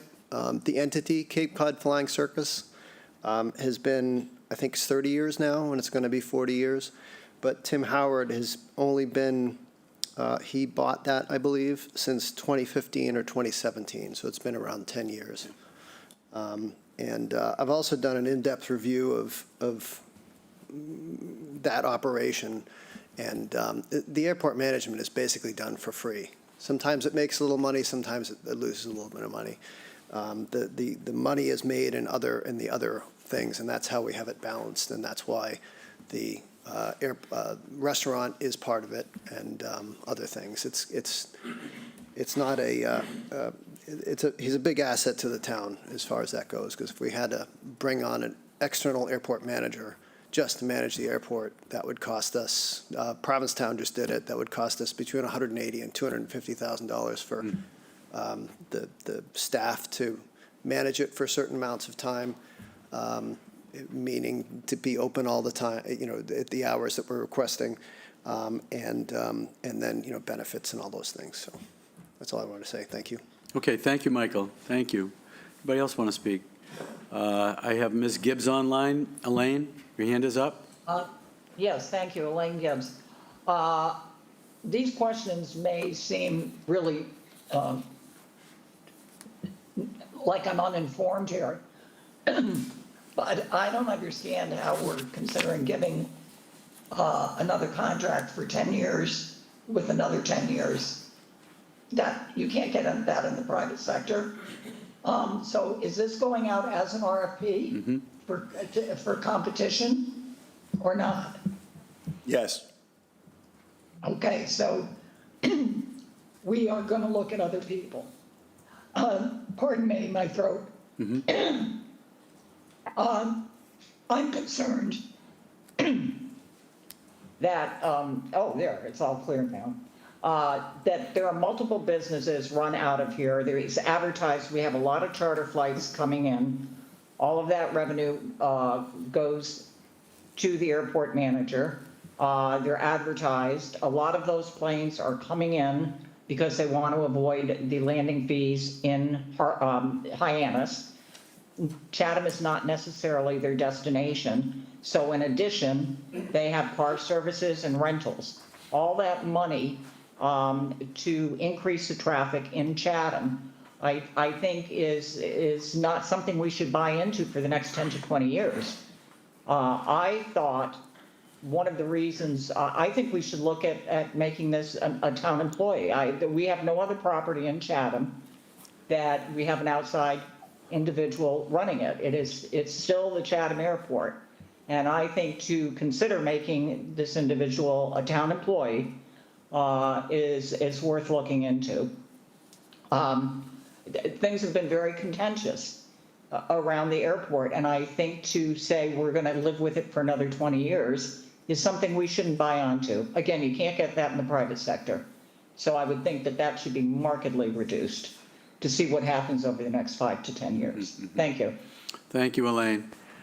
Any comments? Mr. Smith? Sure. I just wanted to respond. You know, I'm sure that there are many people in the community who would agree with you, Elaine. And many may not. The airport commission has decided on this. They decide on the term. They didn't have to do 10 and 10. They could have done something less. They thought or feel that this is the most prudent way forward. I can tell you that, you know, I had some very, you know, ancillatory discussions about possibly making this a town department. You're right, there are other towns that have made it a town department, and some have hired airport managers. I don't know whether the town is situated and prepared to take on a department of this size and, to some degree, complexity. We probably would have better and more control of it. I agree with your concerns about aircraft using the airport that you know, aren't particularly dedicated to this community. But these mistakes, and I believe they were mistakes, on accepting federal grants with those stipulations and the regulations that come with them, I think were a mistake. We're basically stuck with them unless, well, there are some alternatives to that, none of which are particularly inexpensive. It is something that the airport could, or another group could look into as an alternative, but it would be a big undertaking for the town to take on something like this. I would and have encouraged different commission members to look at ways to enhance revenue, specifically with landing fees. They have instituted some. I think they need to go they need to go further. So I do share a lot of Ms. Gibbs' concerns, but undoing these errors at this juncture could be, won't be uncomplicated, if that's an explanation. Thank you. Thank you, Mr. Smith. Mr. Nacastro. Thank you, Mr. Chairman, and thank you, Stuart. I agree with you about the landing fees. I think the Airport Commission should extend the categories for landing fees. Ever since I've been on was on the Finance Committee, it concerned me that we had, free landings here. That troubles me. I just wanted to clarify something. Elaine brought up 10 and 10. As I'm reading the contract term is for 10 years. Then there's an option to renew it for 10, but the option has to be exercised not just by the airport manager, but by the Airport Commission. Is that correct, Liz? I mean, the operative language is in paragraph 1, and let me read it. So, with an option to extend for an additional term of 10 years, exercisable as follows. The contractor may request an extension by written notice to the commission no later than 12 months prior to the expiration of the initial term. The commission, in its sole discretion, may accept, decline, or propose modified terms. So is that correct? The airport manager, the contractor, does not have unilateral authority to extend the contract for 10 years. No. I want to hear from Town Council. No, they do not. Okay. May I suggest the addition of 2 words after the word decline? Insert the extension. May accept, decline the extension, or propose modified terms. That would make it crystal clear to me. Yep. So I just really wanted to clarify that. So it's a 10-year contract. It can be renewed. I mean, it's almost superfluous to even have this option in there because you could, by agreement, at the end of the 10 years, extend it for another 10 years. But anyway, thank you.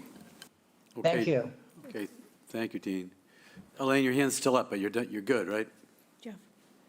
No, me. Yes, I am. Oh, okay, all right, good. Okay, Randy? Yeah, so I just wanted Please, to Randy. point out, so Randy. right now, he had 6 months to let us know, and you changed that to 1 year notice? I remember that from reading it the first time. Why did you change it to a whole year notice? I mean, just curious. Anybody?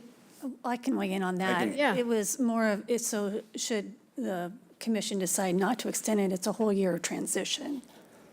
Got to put it out to bid, you got a lot of work to So do. it's just better practice? Yes. Yeah, all right, thanks. Gives you more runway. It gives more of a cushion. Runway. Huh? Runway. Every once in a while. Mr. Nacastro, then Mr. Phillips. So Elaine asked, is this going to go out as an RFP? Yeah. And it will. Where is that advertised? In the Central Register Okay, is that the only place? in town. Yeah, Terry, do you want to speak to Local. that? Thank you.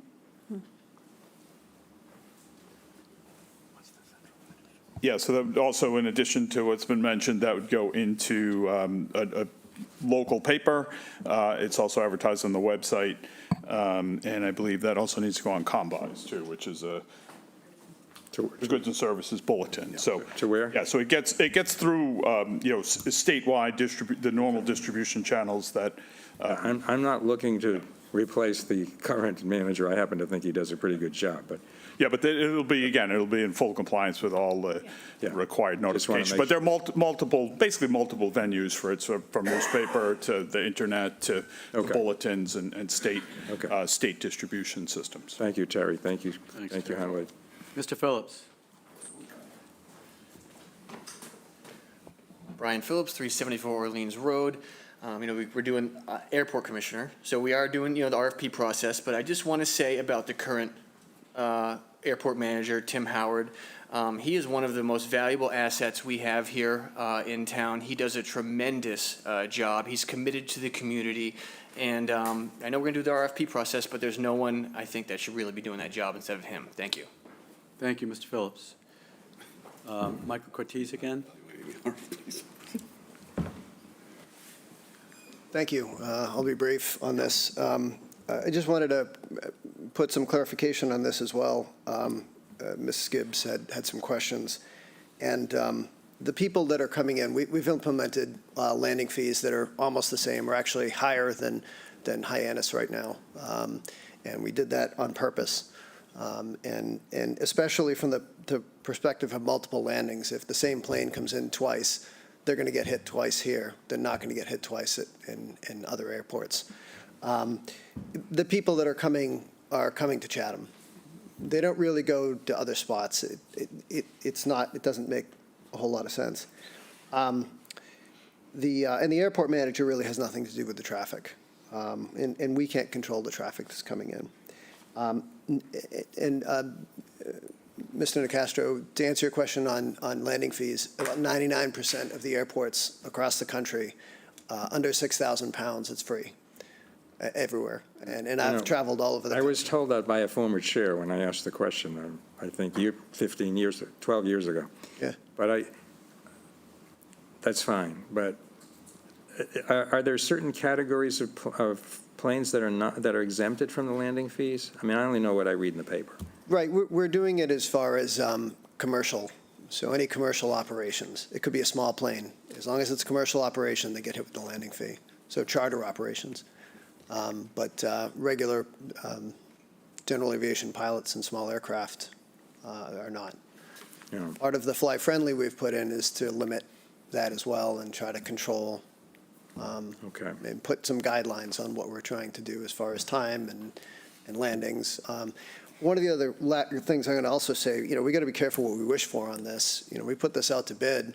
We get a large FBO that comes in. If we get a flight school that wants to come in, they're going to have a lot of traffic, a lot more traffic than we have. The nice thing about the current setup is he's very respectful of touch and goes, takes the planes elsewhere for training. We have training going on here. We've had a lot of corporate airplane pilots that have come from Chatham, military pilots that have come from Chatham, and very respectful on stop and goes instead of a touch and go. So a touch and go is where they touch down on the runway and they immediately take off, which then takes the noise and puts it farther down closer to the airport and just in general, because the plane is throttling up farther down the runway.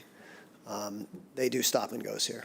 Yeah, I only asked the question because I just wanted to make sure that we had a process that was available to anybody that wanted to respond. But the standard for accepting, we have considerable leeway if we were to get that type of outside large behemoth applicant versus the type we have now.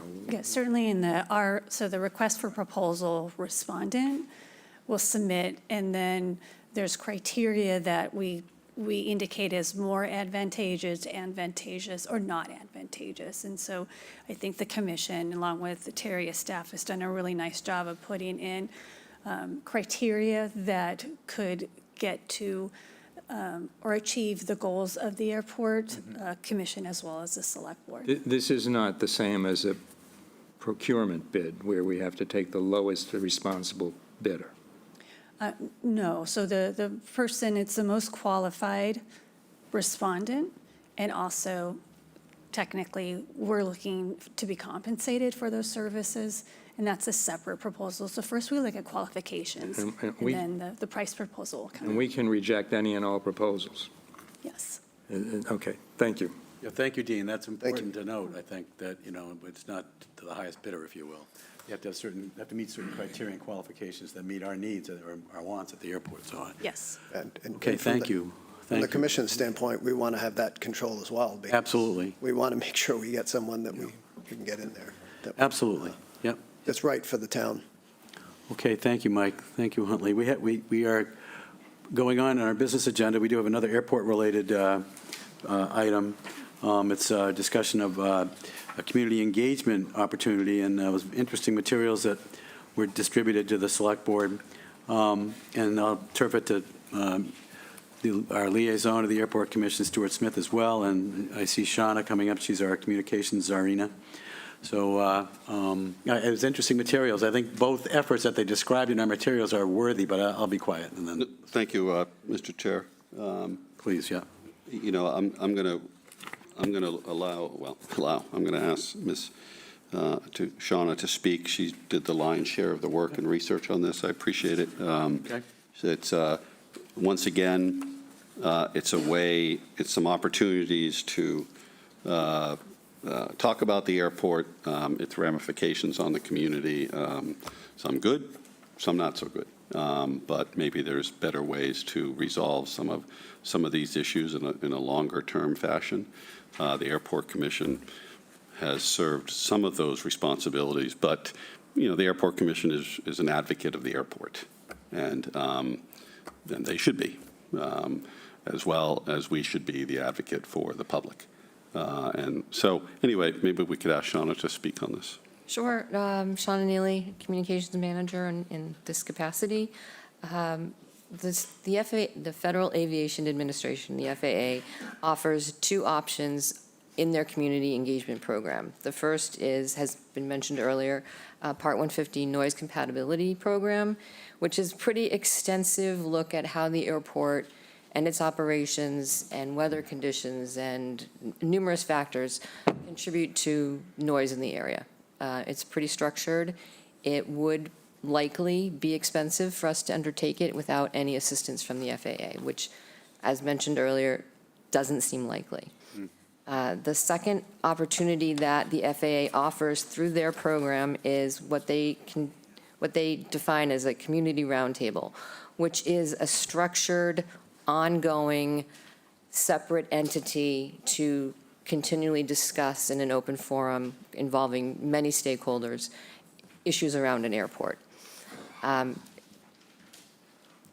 risk that I see in that is that you might have an airport commission, and then you would have a community roundtable that may be at cross purposes and not working together. So another option outside of the FAA's program would be to convene a series of community forums where all stakeholders could convene. We could invite members from the FAA and from the state Mass DOT to come down as the experts to give their knowledge, their advice, and bring together not just Airport Commission members, but other stakeholders. It could be neighbors, it could be business owners in West Chatham, anybody really who has an interest or a stake in how the airport operates. My suggestion, if you chose to go that way, would be to schedule those forums in a space that's not here. I would suggest the community center or perhaps the library if they had a space available, just to bring those discussions into a neutral territory where it doesn't feel like commissioners, select board, town versus audience. So that would be my suggestion. The other option available is the do-nothing approach, is to allow those discussions and those sort of interactions with the community to continue at the Airport Commission meetings. I don't think the Airport Commission is doing anything wrong in how they approach engagement, but it might just be to take the tone down a little bit, to take it out of that forum. But those decisions are entirely up to the board. I can answer any questions that you might have. Thank you, Shauna. Any comments, Stuart? Sure. Thank you, Shauna. The one thing to keep in mind is hopefully one of these programs we can engage with, it can be a success. Everybody can, whether you're concerned about the airport or not, or you're a supporter, we can begin to have more dialogue, which I think would be better. Over the last 14, 15 months as liaison, we haven't been able to fully integrate these two groups, and I'd like to see that. The airport's not going anywhere. I wouldn't even advocate it going anywhere. But there are improvements, I feel, that need to be done, or we're just going to keep having criticisms forever, and I don't think that's necessary. If we engage with one of these programs, it doesn't mean that we couldn't engage with another one as time progresses, if warranted. I like Shauna's recommendation or suggestion, which is number 3 in the conclusion of the memo. I like number 2 as well, because number 2 centers around noise, and that seems to be one of the bigger issues. I'll open it up to the rest of the board, but those are the two that I would zero in on, and I think they're sort of interchangeable in some ways. Okay, Mr. Meadows would like to comment. Thank you, Mr. Chair. Just two comments. One, having a more of a community forum versus a roundtable, I think the logistics around the two are very distinct, so I would go community forum. The roundtables, I mean, they're referencing about a 45-day posting window. That seems a little bit onerous. It doesn't seem to be user-friendly. So community forums, I think the models would work better. Suggestion of an alternative site like a community building or a school or something like that, I can understand that. On the noise study, that's got to be extremely expensive. And the only reason I say that is I know we're having a conversation with the transfer station, and we're doing a one-day noise study on a little snippet of something, and they've talked about cost for a one-day study, versus multiple studies in the past. So the studies, the data to be collected at an airport, I mean, that cannot be inexpensive. So what is the anticipation of how that would be funded? Meeting appropriation? I don't know. FAA, yeah, okay. I think that's a little bit of a reach. I mean, I mean, it'd be nice to get that data, but it's not something I would expect to be a low price tag, so. Mr. DeCastro. Thank you. Thank you. Yeah, I mean, the noise study intrigued me when I read this, but, the cost is potentially problematic, and I'm not looking to spend taxpayer money on that. And if we can't get money from the FAA to do it, and, it sounds like we can't, but I don't know how deeply that's been looked at. But noise is clearly, in my evaluation, the number one issue that critics of airport operations raise. And with that, I would agree with Corey that the community forum is probably the better approach. It's less structured. I think back to Chatham 365, when we had at least one, I think 2 sessions at the community center in a large room. And I think it was sort of moderated by the chair of that group, Mr. Schiff, as I recall. And I think Jill was very, very involved with the poster boards, things like that. So I think that's sort of a friendlier setting, and if you want to do it at the school, I don't know if the library, the library has the rooms in the basement. Possibly that works. But, and I would suggest that the first forum ought to be on noise. And maybe you have 2 or 3 forums a year sponsored by the commission, and see where that goes. And, maybe an offshoot of that would be, as you suggested, Stuart, consideration of some of the other options. But that's what I would start with. Obviously, continue to have open public comment at the commission's regular monthly meetings in any event. Anyway, those are my thoughts. Thank you, Mr. Castro. Ms. Potash. Thank you. So I'll go 1 through 4. So continue addressing community concerns on airport operations through the Airport Commission's agenda items. Definitely, they've only had 2 meetings in this room. I've been to both of them. There was one of them, there were a couple of people, and they gave a great history, and no one really had much to say in terms of critical comments. And then the second one, I was the only one in the audience. So I think there's plenty of time and opportunity for the Airport Commission to answer questions and concerns from citizens in the new forum. That's kind of obvious. So that's one. The FAA with a noise compatibility program, I can tell you right now, we live less than a mile from the airport. We have to stop conversations once in a while when a plane goes by. It's noisy. You don't need to spend money. It just is. And we bought a house, in that location, and we understand that. So I'm not complaining. I'm just telling you that it's noisy and we don't need to spend money to figure that out. I think some of the other complaints that we hear about are that there's large planes, larger than people would like to see, and what if anything happened? What if one of those planes crashed, in our front yard? And people have concerns about that. I'm not saying that they're necessarily valid or not valid, but that should also be taken up with the FAA in one of these discussion groups in number 4, not just noise, because it's noisy.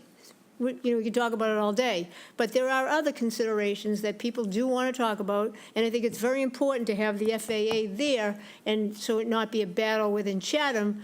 Talk to them. They're going to have perhaps more credibility to some people, but I think it's great that they want to come do that. As far as number 3 goes, that's going to take some staff time, and it would be subject to open meeting law to have the roundtable. I'm not opposed to it, but I mean, there'd have to be a real rally for that for me to vote for it. So I think with 1 and 4, that we'll be in good shape. We'll see how that goes. Thank you, Randy. Mr. Smith. Mr. Chairman, I'm not as optimistic, but I do want to try something other than the Airport Commission. Maybe, I think we've probably pushed that as far as we're going to get for the near future. I don't know. It doesn't say, I don't know what a noise study would cost. Doesn't say here. I don't know it's like a program that the FAA institute. So I don't know if that's done by the FAA or we have to hire somebody to do something. But I'm not opposed to number 4. That may get us started, and maybe it turns into something. Maybe it doesn't. And you're right. Somebody previous to me said one of those forums could be on noise, and then if we have to engage with the FAA on a Part 150, well then, so be it. Thank you. I just have a couple comments as well. I think we, number 1, we continue to address the issues via the participation in our Airport Commission agenda and their meetings. I think that's something that should be ongoing. I know folks are now being able to view the meetings online and access them, but I also think a community forum is a good idea. I do worry about, I think this type of deal needs a facilitator and you need to be, have an agenda that's meaningful, that staff's going to have to get involved. I think noise is an issue. I think hours of operation are an issue.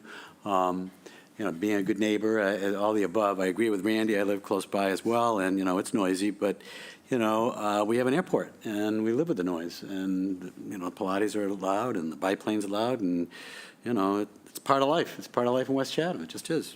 It's part of life over on Great Hill. I don't dismiss it. People have issues with the noise. I get it, but sometimes I don't even hear it, even though a plane goes right by. It just kind of, anyway, that's me. But I do think a community forum is a good idea. I think Stuart brings a good notion forward to say, hey, look, we need to break down the barriers a bit with in our communications with the airport and the Airport Commission. We've been kind of rolling, like Sisyphus, rolling the rock up the hill for decades now, and how we communicate together. And if it takes a community forum 1 or 2 times or 3 times or whatever to kind of open it up a little bit, then we ought to do that. Again, who facilitates, who supports, who staffs, who creates the agenda, blah, blah, blah. In terms of a noise study, I'd like to know what a noise study costs. I can tell you it's noisy, but the only noise that bothers me is really the noise that goes at 5:30 or 6:30 in the morning, rather than, sometimes it's early. So hours of operation is an issue. I live very close by. So those are my thoughts. Next steps is what? What I found interesting, excuse me, just to follow up on yours, Jeff, is, the FAA has some parameters on the noise. And 65, I read. Yeah. So it's, I don't know what we'd find. I don't know what we are yet. But, and I don't know what it would cost either. Maybe we can look into that. But I agree with you that. When I read the materials, the roundtable seemed to me more complicated, that the FAA would really kind of have to be there and organize it. It's their baby. I would prefer us rather than FAA, although the FAA could participate in our community forum, which probably would be a good idea. I would think so. I would think so. And it could be the start of something. Yeah, exactly. But nothing ventured, nothing gained in this one, I think. Right. Those are my thoughts. But I would like to hear what the commission thinks, what the commissioners think as well. Leo, please. Leo Eldridge. Good evening. Leo Eldridge. I'm the clerk for the Airport Commission. Stuart, in regards to your option one, I have done some research on it, and what the 150 study requires is the hiring of a professional consultant who's well-versed in all these matters. None of us are. And typical prices for one of those is between 150 and 400,000. Now, what they will do, the first thing they'll do is run a model. It's called the AEDT model, and that is what is used to calculate the noise contours. There have been 2 of these studies done in Massachusetts that I found, and one was done at Logan, of course, and there was done at Westover Air Force Base, which is now a public use, multi-purpose place. These are all places where very large and noisy jets operate, and it's very unlikely that the noise contours that they would calculate here at Chatham would even qualify, just because the nature of the airplanes are very small, and by comparison, are, quiet compared to Logan or, C-5s departing from Westover and so forth. So, I think communication is a good way to kind of harmonize some of the thought process and reach better understandings with folks, but option one is probably not a good one, which then would, kind of, from my perspective, if the Airport Commission is not the proper form, then I would say option 4 would be something a little more amenable, where people would be more open to speak and not worrying about public meeting restrictions and so forth. So Good. But I just want to give you a little clarification on the research I did on those, because it not only would it be very costly, but the airport probably would not qualify in the first place. Yeah, and actually, option 1 is to continue with the Airport Commission, I think. Well, I mean, option 1 in the 150 study. Yeah. Is what I thought you were saying. Option 2 is the 150 study, and option 4 is the one I think we're kind of zeroing in on to help facilitate. So it'll be option 2 on your list then. To help facilitate some of the discussions that are ongoing. Okay, thank you. Thanks. I prefer Randy's analysis, so it's really loud and costs nothing. Doesn't cost a lot of money, to tell you that. Maybe there's an app for it. Yeah, I mean, Maybe there's an app. well, I don't that know. we can just turn the phone on and see how loud it is. Who knows? Well, they actually don't come here to measure. They use this model, and they track the flight tracks and the number of operations, and they don't show up here to do the study. Yeah. All the noise profiles from the airplanes are understood by aircraft type. Gotcha. And so they don't even have to come here to do the study. But, Your expertise is super helpful. Yeah, thank you, Leo. Thank That's you very very much. helpful. all right, thank you. Thank you, very helpful. Huntley?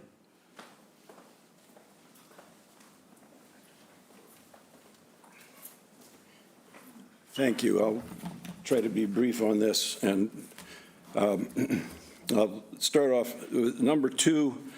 I agree.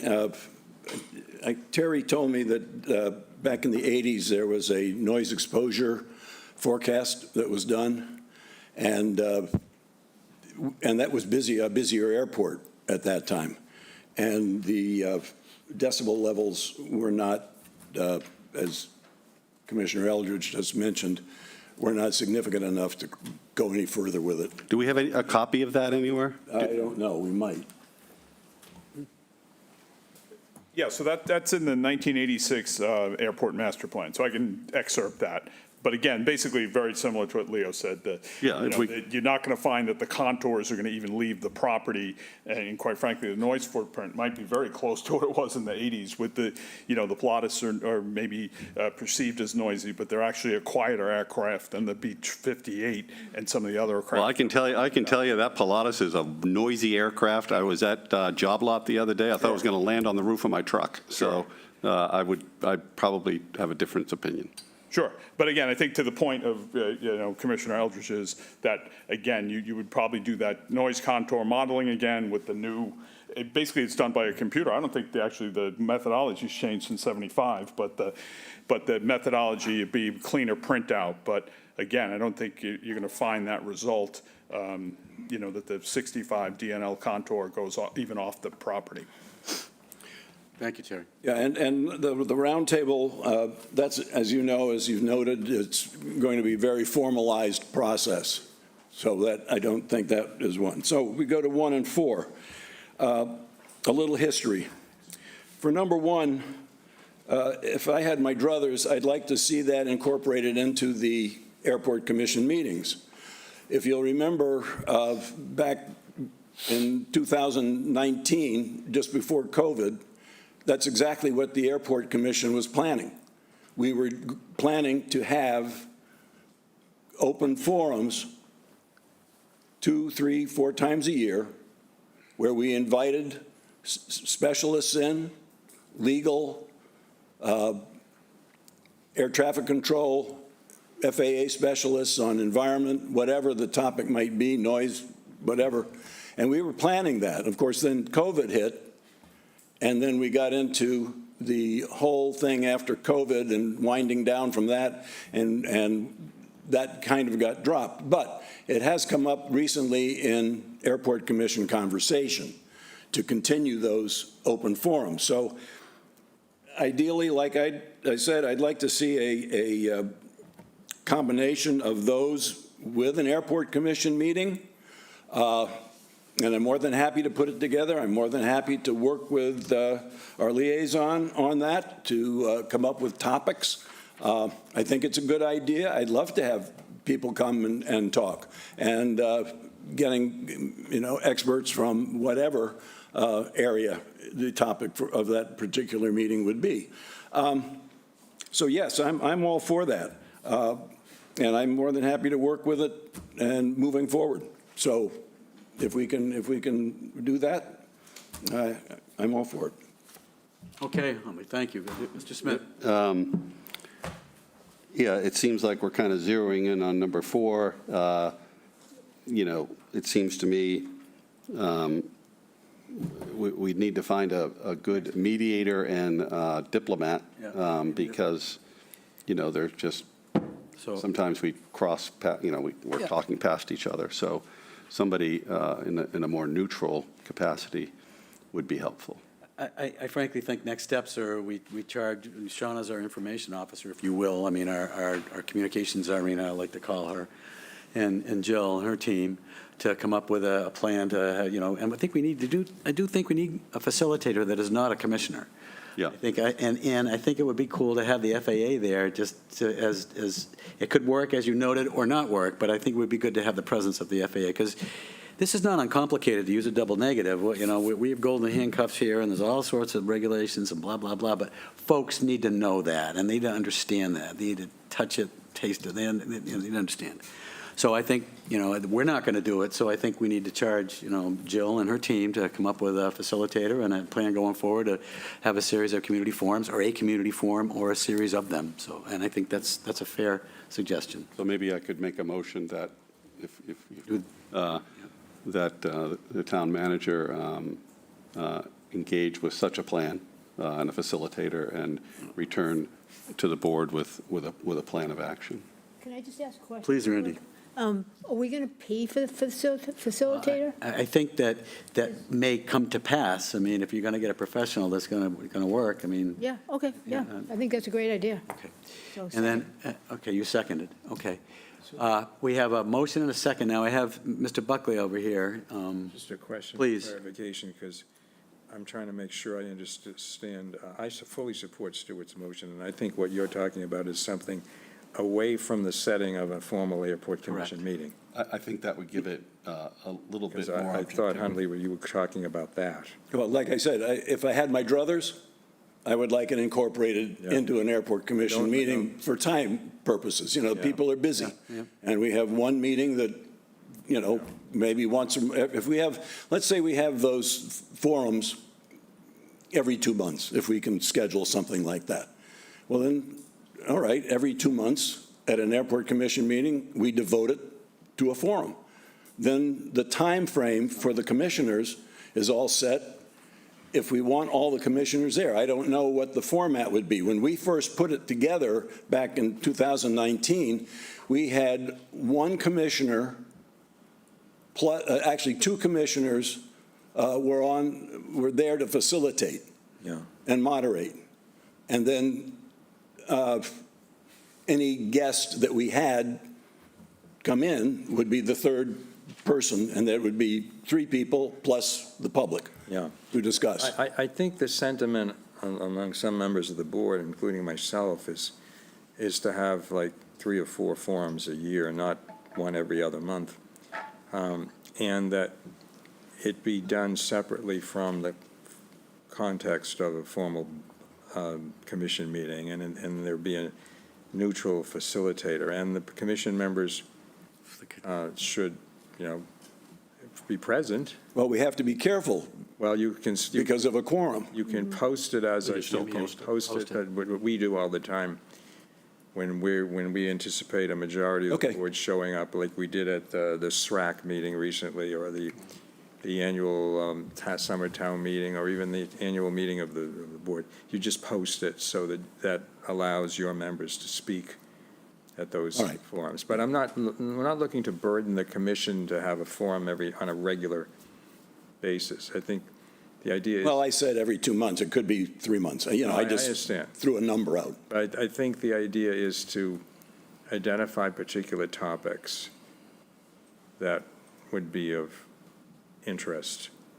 As I said, I would start with noise because that's the one you hear Yeah, most about. sure. Okay. Anyway, I just wanted to clarify that. I know, I think that's a fair representation, and I think it's optically, and yeah, I think that's a good move. No disrespect to the Airport Commission, its leadership or its membership. You guys do a great job. I mean, a phenomenal job. But I think getting it outside the purview of the commission per se, and having maybe a third party facilitate it, and having the FAA there, I mean, it's for information. Optically, it's a good move. It's a good move. That's what I think. I have no problem with it. Good. Stephen, you have something, we have a motion and a second on the floor. Yep, Steve Buckley. And just to remind people, I used to work for the FAA a few years in D.C. in the environmental office. And even before that, studied noise pollution at Purdue University, where I went to school. Anyway, so yes, day-night measurement is not a new thing. It's been around for literally, and I'm dating myself, 50 years at least. So, but I'm not going to go down not going to go down that path. What I believe would be beneficial is, yes, if there was some forum of some kind where things like day-night, the cost of a day-night noise study would be. And by the way, I just, asked Gemini, how much would it cost, while you guys were scratching heads going, I think it costs this, I can't get, no. And of course, it might be hallucinating, but it said something like 5,000 to 8,000 for the cheap kind. So you could get a down and dirty one. You want to pay more? Sure. It should have been done under the environmental assessment that we were given $400,000 for from the FAA to do an environmental impact study or assessment. But, oh, no, we didn't do noise because FAA doesn't require it. Now, FAA didn't prohibit it, so it could have been in that. But anyway, what I'm saying is it doesn't cost a whole lot, and I bet you could even find some apps to put on somebody's phone, and they could just put out their phone on the deck or wherever and let it run all night and get a rough idea, as opposed to something that happened in 1980. But I was going to say, here's the page. On the full, what you have here, that was an attachment from Shauna about FAA giving guidance, and it's basically a brochure. So, but it is helpful because it says, there's a section about roundtable engagement guidance, but it's still in a brochure format. But it does say that the FAA representatives may see you, you may see at a roundtable meeting are the community engagement officer. So FAA has a community engagement officer. Somebody's getting paid probably $150,000, $200,000 to be the community engagement officer for New England, I bet. I didn't look into it, but there's somebody whose job it is to advise. I would be able, and because they do this all over the place, we don't have to invent or right now decide what to do. I would say, if you could invite the community engagement officer to come down and say, hey, what do you typically do? How is that run? Who does this? Who does that? We don't have to decide it now. That's what so I would say punt on the motion, at least now. Get that person who could probably come by Zoom without coming down to Chatham and we could ask questions. How much does it noise now? Who would run that? How has it been done hundreds of times before, probably? So that's my thing, is not to Not to approve. table the motion. I appreciate what's going on, but I think, and the other part could be, have them, this person, look at past tapes, because, yes, I heard a gentleman earlier saying, oh, we've had very effective public engagement. Well, the people in front always, think they're doing a great job. You ask the people in the back of the room whether they feel like they're being heard. That's the measure of whether you're having a meaningful public engagement. So I would ask them to review that, see if they can come up with some suggestions before we dive into this. Well, the motion isn't going to interfere with that. Any of that, I would expect the town manager would do exactly that. She can reach out and find out who the community engagement officer is for New England and maybe, okay.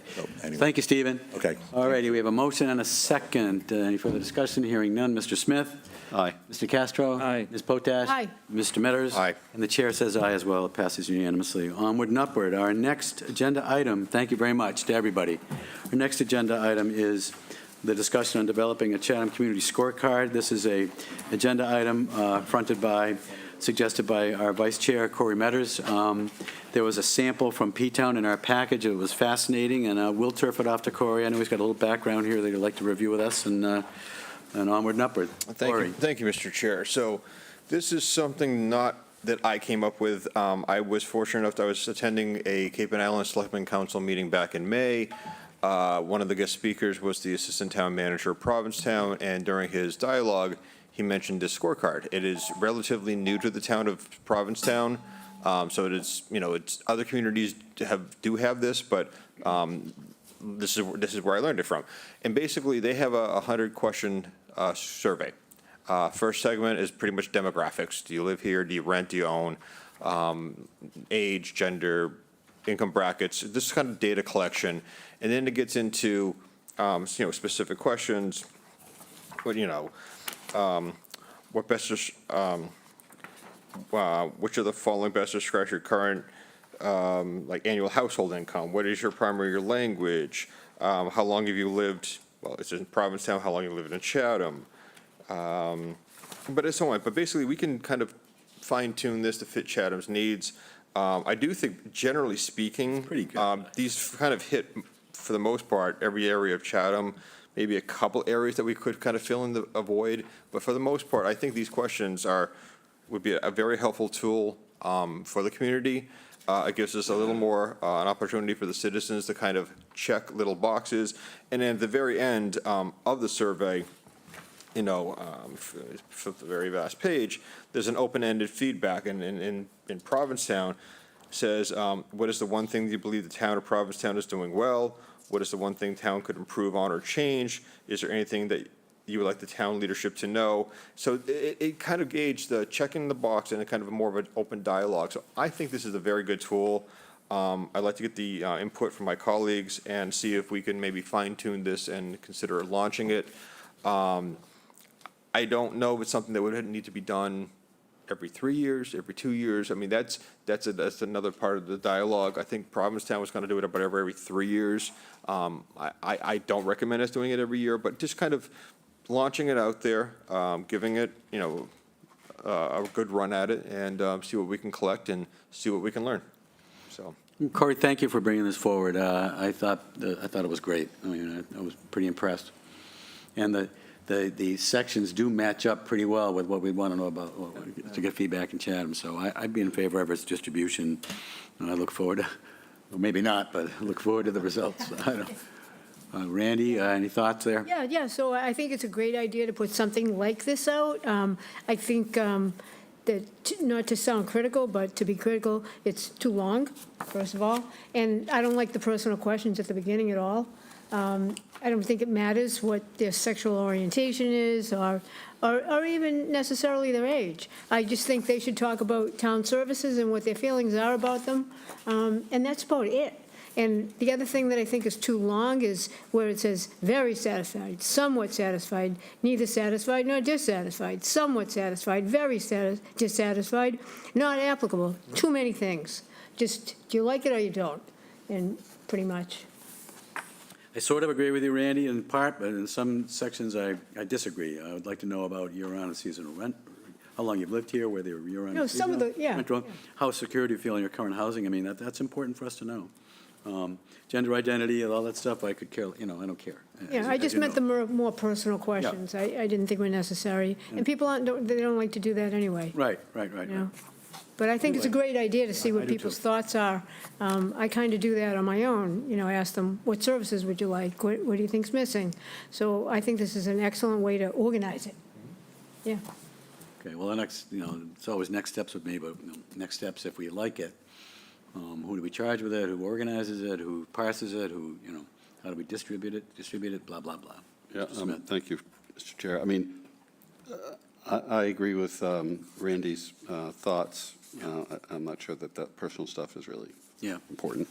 And it seems to me that maybe we could ask the town manager to develop one that's similar to this and bring it back to the board for us to approve. Yeah. I would move that unless we're going to wait for Dean. Dean said to wait, he has to wait. So I do think some of the demographics would be important, I really do. And obviously, this is a question here, if someone doesn't want to check one of the boxes and not answer the question, they have every right to do so. So this is, this is going to be the first run at of a scorecard for us. And if we find certain, maybe the feedback is, these questions are too long, or maybe the feedback is, why do you ask this question instead of that question? So it's a starting point. No, definitely. Yeah, and of course, when I say the town manager, whoever he chooses to assign is fine with me.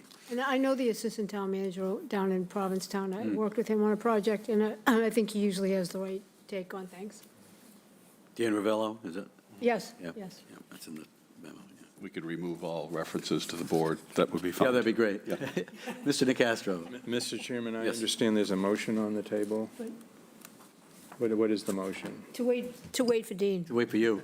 I'm back. Sorry, Dean, I misled you. So, I fully support going forward with this. I think probably there's, frankly, very little editing that needs to be done to these questions, but there'll be some. My only concern is, and there's really nothing you can do about it, is the response rate. And, obviously, when we put this out, we're going to advance as much information to the public, the main sheet, the website, and so forth. Some years ago, I think it was 2016, the Collins Center did a survey for the Council on Aging and the needs of seniors. They got a 32% response rate, which was phenomenal. That's not bad, yeah. Postcards went out to everybody.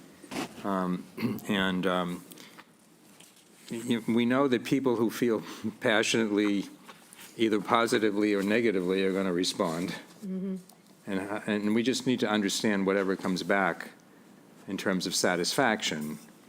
We have to understand the mechanics of responses. At the same time, I think, as Corey,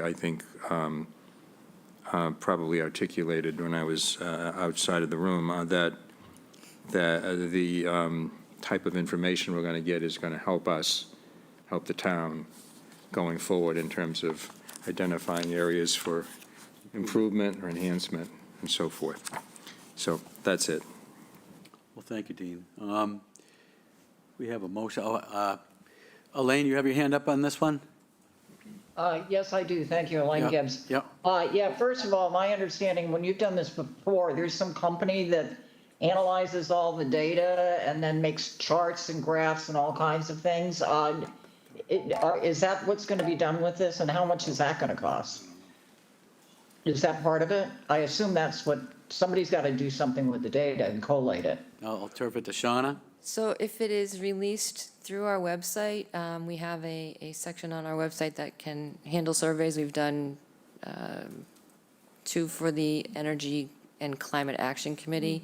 It does have a section for analytics, so it can pull out percentage of answers, it can create graphs, et cetera. So it wouldn't be an additional cost if it was distributed through the website. So we could do it, we could do it internally without a lot of cost. Okay. Okay, my concern is, I think Stu and Randy and Dean are in the same place on this to a certain degree. I think this information is way too personal. I don't think, I would guarantee 90% of the average public is not going to fill it out. And the only people that are going to be the committees and commissions or people who have special interests, and so the results are going to be skewed. And unless you can get, 40, 50% of the population, it's meaningless. And I think it's a waste of staff time. I think this is one of those projects that people focus on thinking it's going to give them information, and it's not. I mean, the fact that there are 99 questions and 5 categories, I mean, do the math, it's insane. And again, nobody's going to, it doesn't matter which you consider a priority. People are just not going to fill it out. It's way too personal. And so I think you should pass on it, frankly. I think there are other ways to get data. Thank you. Mr. Nacastro, and then I have a comment. It's an interesting point Elaine makes. I never fill out surveys. My whole life, I just don't do them. Do we know what the response rate was in Provincetown? Do we have that information? So this is a new brand new? program for them. Yeah. So I asked Dan that question, and he said they got about 400 responses. What's the population? I think Provincetown is Year-round. 4,000 maybe? Year-round. 10%. That's only Yeah.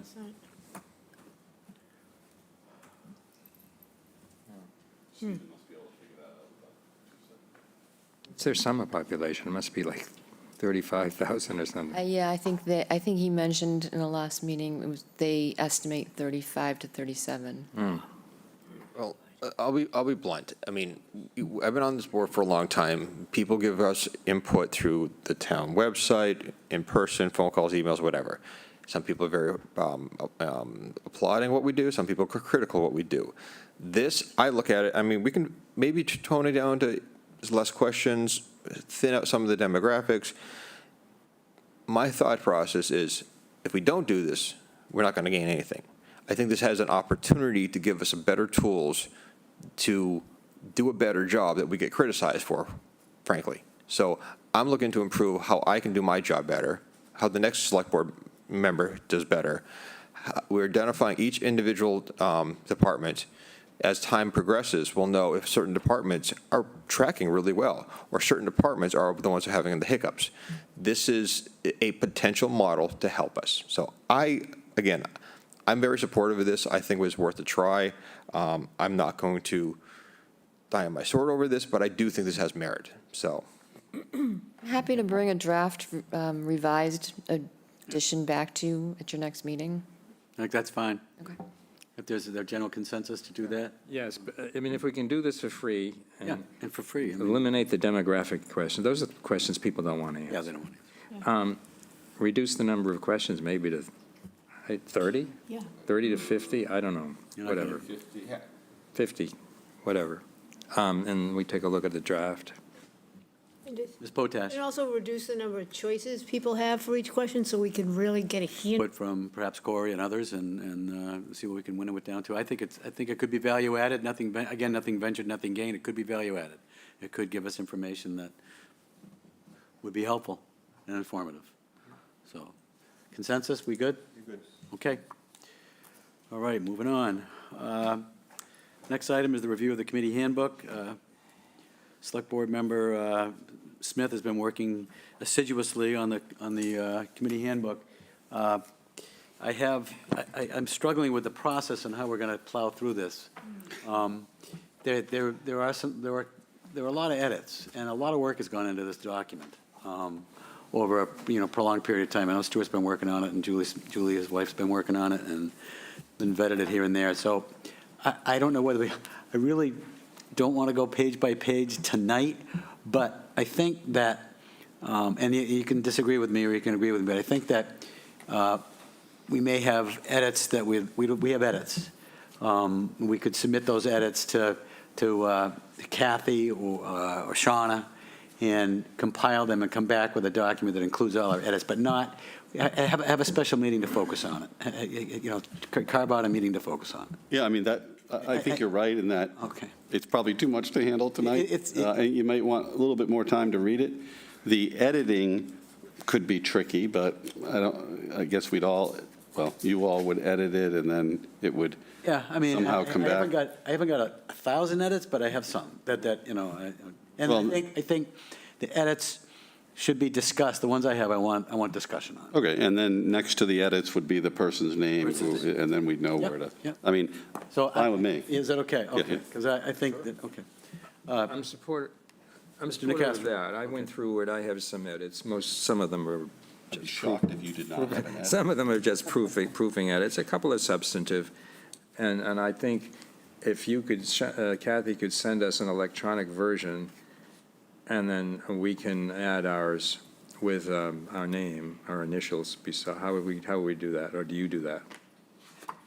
The only way that you could all put I mean, you could do it individually, but then we'd still have to compile them. Like, I would still have to put them into one document. Yeah. Is that? Which, if that's the way you'd like to do it, the other option, which gets a little bit more tricky, would be, I guess, sharing the same document with all of you. Which, yeah, I think, yeah. Yes. I submit mine to you, then you put everybody. You could put a. I would put, a little edit in. I would put your initials and then the Yeah, edit then the edit. following, Yeah, so that's yes. perfect. And then we have a special, either a special meeting or. Yes, yep, or I think we should have a however you meeting wanna do dedicated to that. it. But that's a lot of work for Kathy, too. And it's been a lot of work for these guys, but it's a lot of work for Kathy, too. I was in, Yeah. three of us, Corey, Yeah. you and I were on the board back in 2016. When we had, this took multiple months. It did, I think we Jimmy probably, Roper- this went faster, but. I mean, it's fundamentally a pretty good document. I Yeah. found. Yeah. I have to applaud Kathy. She's endured this. Yeah, no. Kathy Lewis, you know, couldn't have happened without her, and of course, the town clerk. So, yeah, I think that's probably a good way forward. There's nothing. Okay, good. All right, thank you. Randy? Yeah, thank you, Mr. Clerk, Mr. Chair. The only thing that I do want to see when we're going to talk about would be things like the possibility of combining Yep. committees that are on here, because that's not an edit, that's substantial. Yes, it is. And we'd also probably want to hear from some of the committees that are targeted to be combined with another one, just to get their input, or, you know, that could be not a public hearing, but maybe.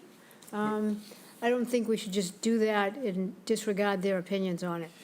Again, and to Dean's earlier point, that, at least in 16, you know, 10 years ago, it did take a little bit more effort than just maybe our one meeting. We may need to reach out to committees and stuff and do some more work. I mean, to your earlier point. To Randy's question or concern, I mean, some of my edits are substantive. I mean, there's an example of a committee that is being suggested should be reduced, which I have a problem with. I would anticipate I would indicate that to Kathy. And then when you have your master document with everybody's edits on it, it would be at a public meeting.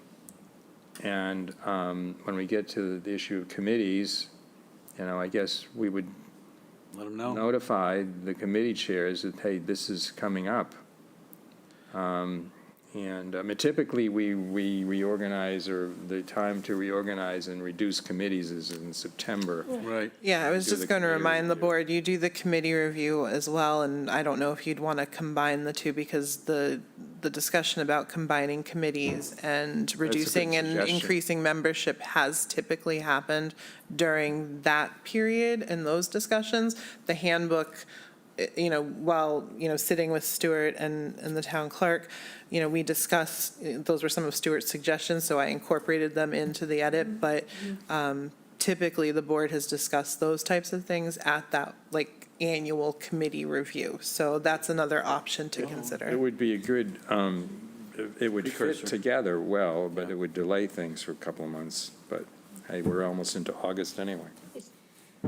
Yes, Randy, It please. seems like it would only be prudent to delay it and combine that, because if you want to, if you make a whole new book and start printing them out, and then we're going to combine committees, you know, then that would be, you know, we'd have errors in it. So, This is why I struggled with the process to review this document, these very issues. I mean, I started to think, well, how are we going to do this, you know? Yeah, go on. Combining the review of the handbook and combining committees, okay, I guess I can see the relation there, but it's going to change the trajectory of this to some degree. That can be My thoughts. I really think we ought to submit our edits, have Kathy summarize them, get it back to us, have a meeting, and then go through it. And then if we are impacting, we believe we have a consensus on what we'd like to do with the committee, let them know what the heck's going on, and we involve them. I don't know what else to do. That's fine. I think don't know what else that's to good. do. Yeah, we're not going to sit here now and. Environments, I'm going to sign Randy's name to them, so. Yeah. So is that generally a consensus? We don't need a vote? Okay. It's fine. All right, okay. Public comment. Oh, Mr. Buckley, please. Yes, I know the last time I went back and watched a couple of meetings from April of 2016, and the whole idea of public input is to provide the decision makers with information they may not have considered. And I don't know if Tim Roper was on any committees before he became a select board member, but he has his perspective, and that he was essentially the single person drafting up the existing handbook without putting it out to committees or anyone else, or a couple other people. I think Seth Taylor might have been involved, but it was essentially a good example of how to do a sole source draft, which lacks the diversity, the collective intelligence of all the people who are on committees and who have been on committees like myself. I've been on 3 different committees. There have been times when I've looked at, what's the handbook say? Really? That's what it says? And even when it's something like annual elections of the chairman, which never happened when I was 9 years on the Economic Development Committee. But what am I going to do? Tattle? Well, how's that supposed to work? Who's overseeing this stuff? That's my question. It's like, you got all this stuff here, but if who want to get on the bad side of the chair? Yeah. I mean, that's a good point, because one of the focal points that I've had on this endeavor, which, thank you, Dean, I think you assigned it to me, is that we have committee chair people, and they are the ones responsible for running their committees. They're responsible for the agendas. They're responsible for the postings. So we, as a board, can go to the people we appoint, and there's a leader in that group, and hold them accountable for running an appropriate meeting and implementing these rules. It was my thought process. And I would say just that I didn't have a chance, and when I printed it out, the red line turned to pink, and it was also smaller because I guess it was, anyway, I had to take a magnifying glass to look at this today. So I'm just saying, let's take the time to put it out, even to reach out if you could somehow, like to former committee members like me who are no longer having to watch what they say because they're not on a committee anymore, and get their feedback and whatever that process is. I'd be interested to know how to add to that. And so anyway, and it all comes back to what Corey was saying, with get some feedback from the people. How are we doing? How's this working? And be able to improve, because unless you get some objective feedback, you don't know what you're doing wrong. And so, thank you. All right, Stephen, thank you. Ms. Gibbs, your hand's up. Is it from prior or? No, no, it's not, sorry. Yeah, the one thing I haven't heard anybody say here, you want to talk to all the other committee members and stuff, but no mention of the public. And as I've been going through this handbook, it impacts every single phase of government, from government, how that you manage it, the limitations on authority, record keeping, public participation, all that. So I would hope that when you have this meeting, that you are trying to get information and opinions from the public, because this impacts us directly. It's no good for you to just talk to each other. you gotta talk to, we're the customers, so I would think that you would want input from the customer. Yeah, okay. Yeah. That's all I got. Ms. Potash, then Mr. Nacastro. Elaine, just to your point, I think I said it should be a public hearing, and also that the chairs should all be notified especially if there's going to be any combination. I definitely think this should be out there. And to Stephen Buckley's point, I don't think it's tattling at all. I was new on a committee quite recently at affordable housing, and I brought up, oh, next month's July, it's time to reorganize. You know, and I'm not sure whether that was going to happen or it wasn't, and I really wasn't concerned with whether they had already planned it. I just wanted to make sure it happened, and I don't think there's anything wrong with, you know, to bringing things up at any time at a committee when it's beneficial to all.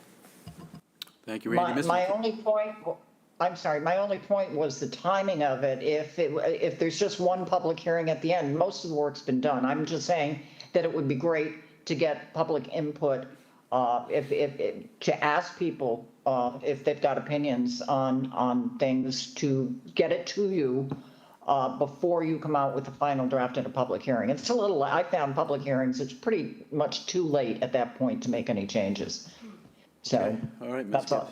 Okay, That's it. Thank you. Off to Mr. Nacastro. Yeah, I mean, just on that point, you know, we could, when we do have a draft that the board is, you know, reasonably comfortable with, we can post it, give the public and the committee chairs enough time to look at it, and then we schedule. We don't have to have a public hearing per se. That's very formal. We can have it as a public meeting. I don't think we're talking about a workshop where nobody can input. You know, I think we would want as much comment and input from the public and from committee members as possible. Anyway, those are my thoughts. Okay, we good? We'll move forward with our edits, get them to Kathy. Kathy, God love you. Keeping this straight, but this should be as efficient as we can get it. Okay, next item on our business agenda, discussion on posting meeting agendas and meeting minutes. Stuart just spoke to it, and this is a request that Stuart had, and then our staff is requesting policy direction from us on this item, so. If I could, Sean will be involved as well. if I could just clarify one thing. This wasn't my request. Okay. Stuart Smith requested the board hold discussions on appropriate party responsible for the posting of board meetings. Yep. I've been very clear on who I think is the appropriate person, and that's contained in the handbook, which is the committee chairperson. Thank you. Okay. Shauna. So I don't want to take up a lot of your time with reading all of this, but the open meeting law does have certain requirements for posting materials and agendas and minutes. We are in compliance with having our website be our official posting venue. Right now, it diverts through our website to a third party, mytowngovernment.org. There are some issues that we see in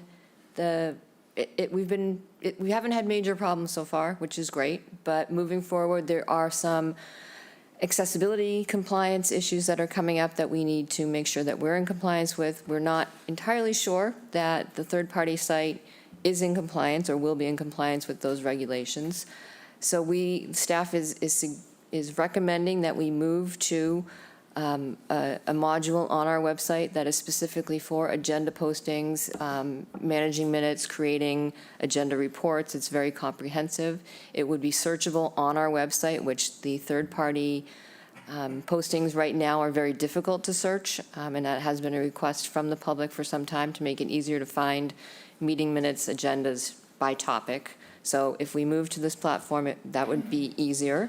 The platform is entirely compliant with the new and upcoming accessibility requirements for digital accessibility. So we do recommend that change. However, given Stuart's, Select Board Member Smith's belief that it should only be the chairs of committees that should be posting agendas, there would be a training component required that we would have to give access to town email addresses, and I got to check my IT notes. It's a third-party authentication. Yes, thank you, the third-party authentication.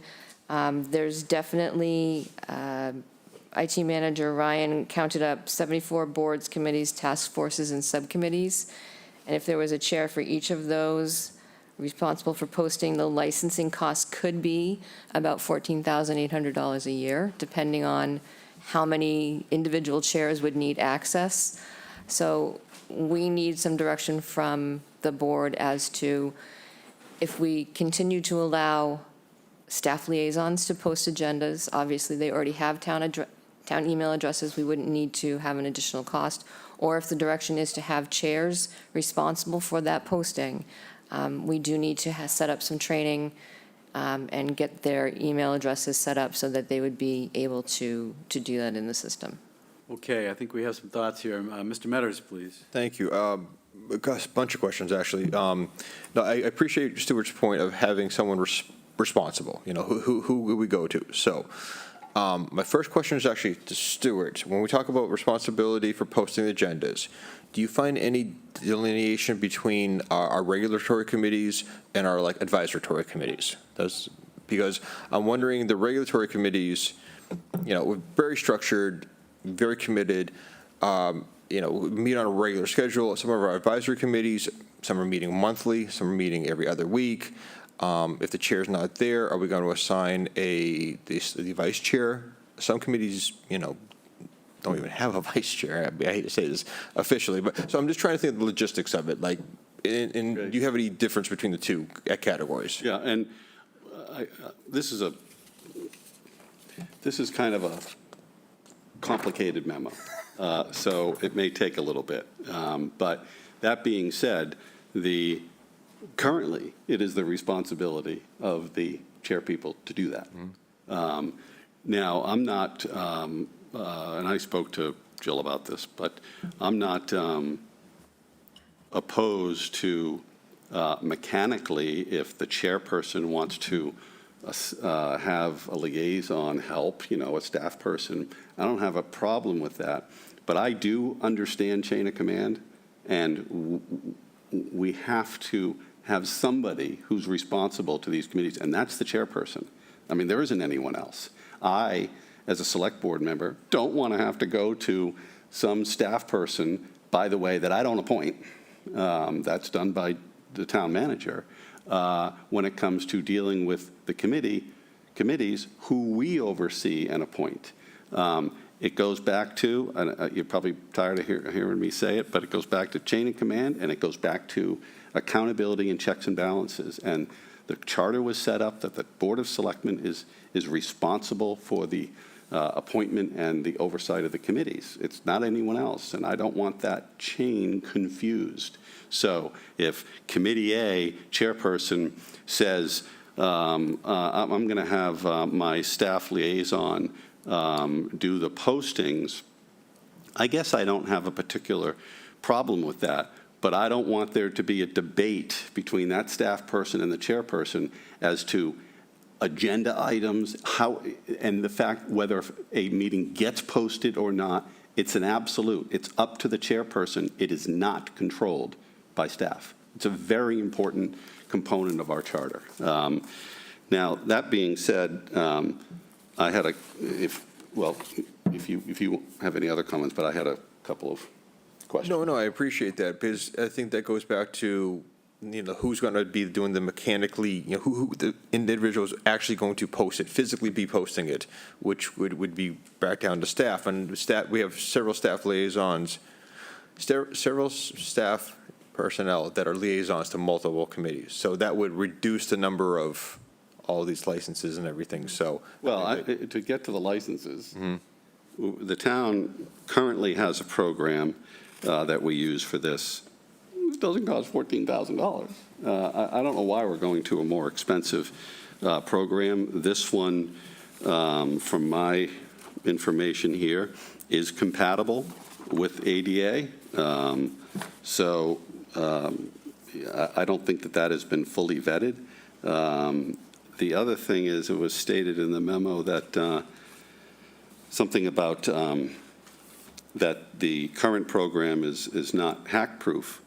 Well, is the program being presented hack-proof? I'm not sure there is a program that's hack-proof. So these are kind of you know, I'm not going to say they're disturbing, but it's kind of a concerning memo, because I think it is maybe not completely objective on what we're trying to do here. I'm not interested in spending more money on something that we don't need.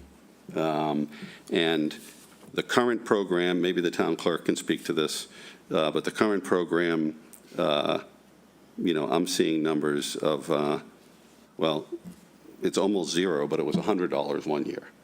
It's not $14,000. So I have concerns about this. At a very minimum, I think that the company being pushed should come in and do a demo to us so we better understand what we're getting ourselves into.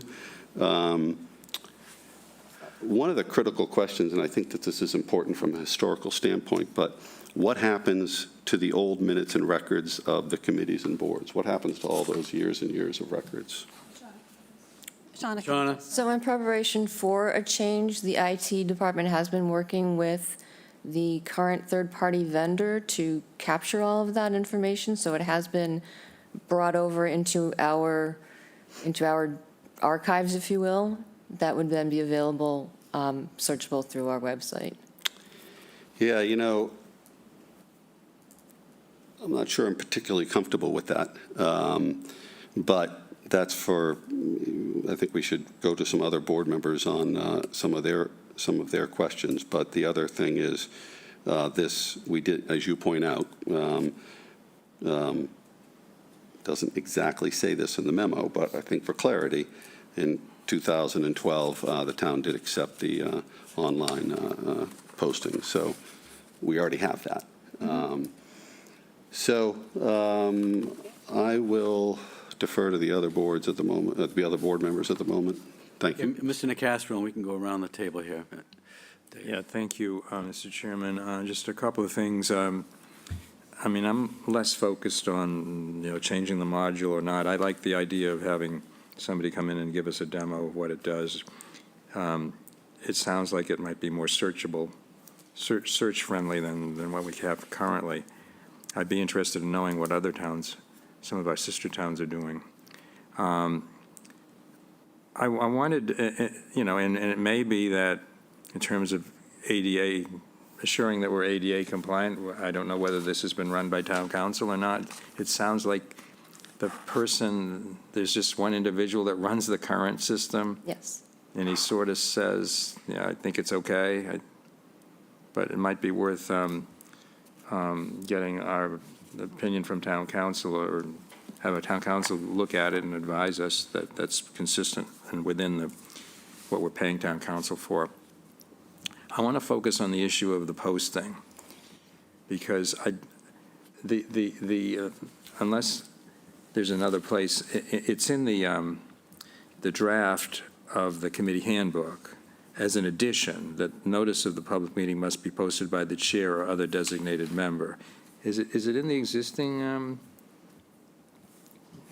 Stuart? Yeah, does it say that? With all my paper here, my recollection is it is in there. Well, the CMR, it doesn't specify that. No, and the but statute doesn't either. But every single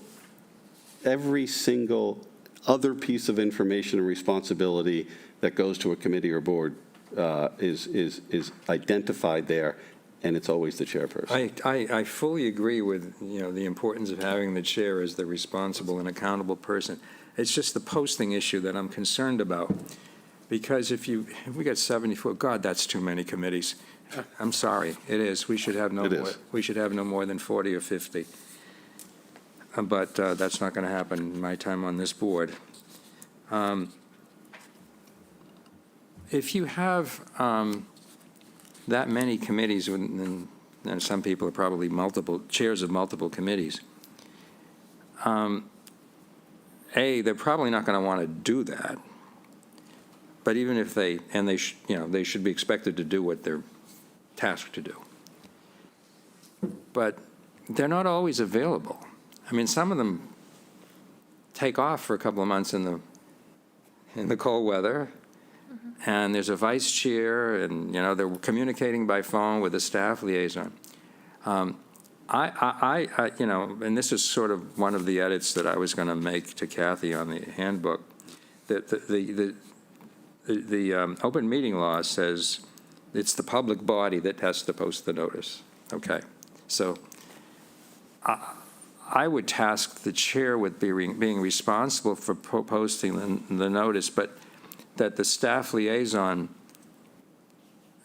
does it under his or her direction.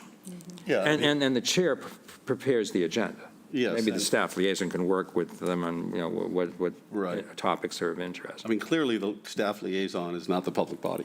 No, it's not, it's not. And so that's why I kind of mentioned earlier, if mechanically, the chair doesn't want to, or chooses not to, he could ask the liaison person to do that. But I don't want there any mix-up here. The chairperson is responsible, and that chairperson and that committee is responsible to this board. Yeah, I just think the mechanically, the liaison should be the one doing it, but under the direction of the chair. That's what I'm getting at. Something like that. I wouldn't have any objection to that. And I think it would allow for greater consistency as well and uniformity. And we're still going to have mistakes or glitches. And I can think of one we had, a few months back in one of the committees. And, even when I was chair of the board, occasionally we had to repost something because something was missed. But anyway, You see where I'm headed? You see my concern? My concern is that we are straying outside of the charter requirements, and that has been very clear.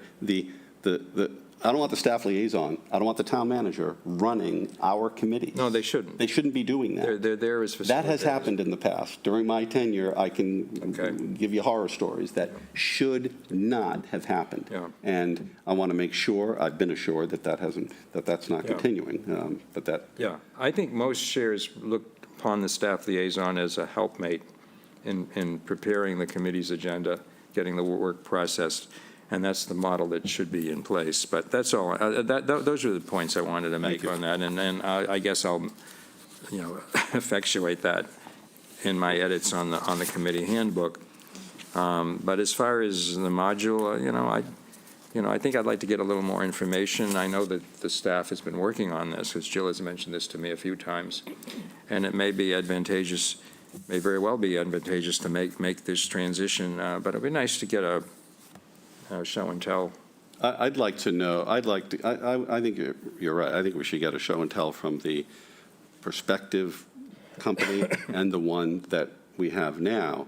So we know what are we getting for the extra money that we're going to pay that is so critical when we have all these other pressures for money.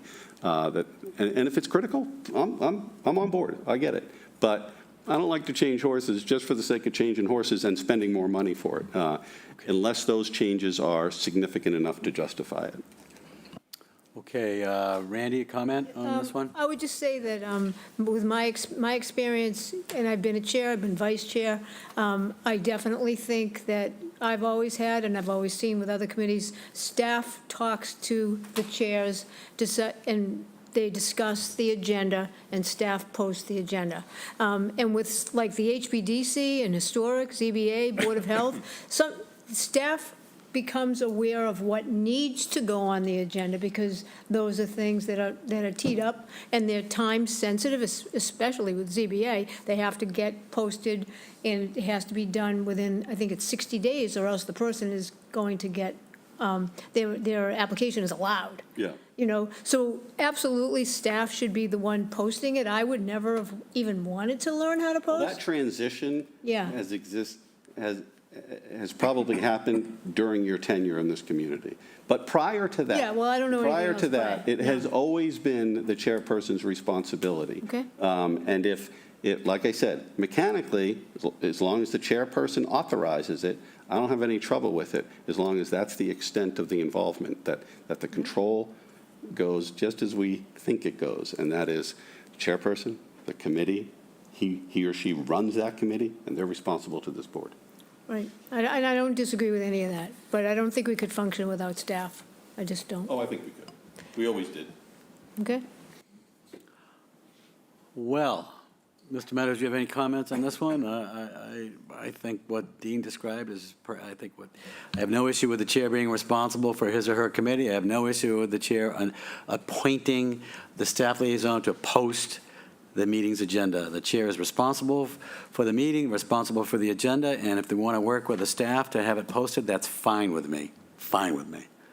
And if okay, good. Mr. Chair, if I might, Yes. just 2 points of clarification. Yes. One, the amount that I mentioned was not the cost for the module, but the cost of bringing on The training. the training, That's what I the thought. third party, the individualized email addresses for the chairs. You were looking for an example of some neighboring community. Harwich is using the module very effectively, if you want to take a look at that. And I forget what the third one was. I think that's it.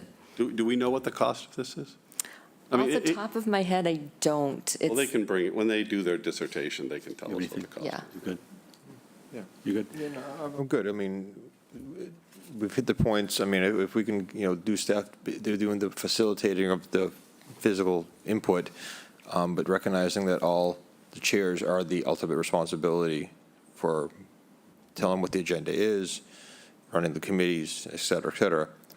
I'm fine with that. Perfectly. would you like the chairs polled to see if they would prefer to have the responsibility of posting, or? No, because they're ultimately going to, we're going to, I think, from the consensus here, they're going to be allowed to do that. Yeah. But I just want to make it absolutely clear that to the chair people, they're ultimately responsible for that. It doesn't get posted, don't blame the liaison. You can blame yourself because you're responsible for that. You're responsible to that committee. And the new software is searchable, yeah. Very much so. Yeah, yeah. And it would make it a lot easier, and easier. I believe the module even aligns with the tapings Yep. of the meeting, so that you can go right to that part of the meeting. All right, Shauna, you heard us. Okay. We heard ourselves. Okay. Next item I put an item on the agenda for the consideration of extending our summer meeting schedule forward for a time uncertain, but for discussion. Thinking that number of meetings per month doesn't necessarily translate into progress, that we're, I think, fairly productive every other week. I know the meetings are long, but we've had five-hour meetings when we've met every week as well. The agendas tend to be a bit long. I'm trying to clean up both select board agenda items and folks from, our public's agenda items as well. I'm trying to get caught up. So, that being said, I think it really plays into how productive we are and how productive our staff are. Every 2 weeks gives our staff more opportunity to present memos that are based on due diligence, based on their research, and I think allow better reporting and better reports to us. So I haven't done a survey. I don't know. I know we used to meet every 2 weeks, way back when I first got on the board, we met every 2 weeks, if my memory serves me, and it worked well. So anyway, we always reserved the notion to have meetings in between in any 2 week period. For those of us that have outside interests, it's helpful for the folks that have outside interests as well. Some of us are fully and gainfully employed in some degree. Randy works and Corey works, and, so anyway. And anyway, so I don't know. Kathy, you said you've done some research. I have no idea. And frankly, it doesn't really matter to me what other towns do, but it'd be interesting to know. I mean, but that's not my concern, what other towns do. Mr. Metters, yeah. No, I mean, I got a bunch of thoughts on this. So, I've always said this. We've always said this is the same speech I give every year when we do about our summer schedule. If we have a need for a meeting, let's have a meeting. I don't disagree with that at all. I think with 48-hour notice, we're going to have meetings. I'm not going to lie, and I very much appreciate our summer schedules in June, July, August, and even September. I mean, I run a business. My choice to serve on the board. I've run, and it's a tough balance sometimes. So I'm very much appreciative when we do the summer schedule in that summer season. Really appreciate it. I think there's definitely pockets of time during the season that we need to have every week meeting. Budget time, absolutely. I question whether we could create some type of off-meeting opportunities for things like the committee handbook, having a one-off discussion. Instead of having a regular agenda, have a very focused discussion. Frankly, I wonder if having an off-meeting schedule where we do interviews, because I think sometimes the interviews, this is my pet peeve, is we'll interview one person, and then 3 weeks later another person, and then 2 weeks later, a month, because we're trying to piece everyone in. But if we take a dedicated Tuesday, and we have all the candidates for that are looking to be served on a committee having an interview, and we just do an interview session, and then a week or two later, we make the appointments, it's more productive. So I'm just thinking a way to different structure a little bit. So I do think, having a off every other week component, just a part of the year, has benefits. Other parts of the year, we dive every single week. And I do think there's times that way I think we should look at that instead of having meetings every single week, having a dedicated one topic, some interviews when the interview session, when interview seasons gets really high. I like to use that more as a tool versus having some half hour before a meeting, for a month or two. But those are just my general thoughts. I think I really appreciate the staff's time. We have our great crew behind the window there. So I want to be very conscious of the workload we put on them. But at the end of the day, there's work to be done. We'll do the work. I mean, there's no two ways about that. But those times of the season when we come in here and we're in and out of here in 15 minutes, frankly, are not ideal. I think we can be more productive than that sometimes. So, those are my general thoughts. So. All right, Corey, thank you. Randy? Well, I signed up for every week. I was just elected, so far be it for me to try to reduce, as much as I like to agree with the chair, I say that all the time, I say it publicly. I don't necessarily agree or disagree with you. I think that we do work other than when we're here, actually most of it. I mean, I meet with people during the week, whether it be staff or whether it be citizens. So I'm going to keep on plugging away no matter how often we meet, and I'm sure everybody else is as well. So I'm willing to hear from everybody, and then if we have to take a vote on it, I'll be ready to do that. Okay, thanks, Randy. Dean? Yeah, let me just ask, when did we start the summer schedule this year? It wasn't June, was it? It was July. It was July this Yeah, year. we never started in June. Not this year, but we have in previous How, years. and how late did we go last year? We went into October? Late October. Last year, we went up through Indigenous People Columbus Day. That was the. Yeah. October. Yeah, that was like the cutoff. Yeah. and We started back.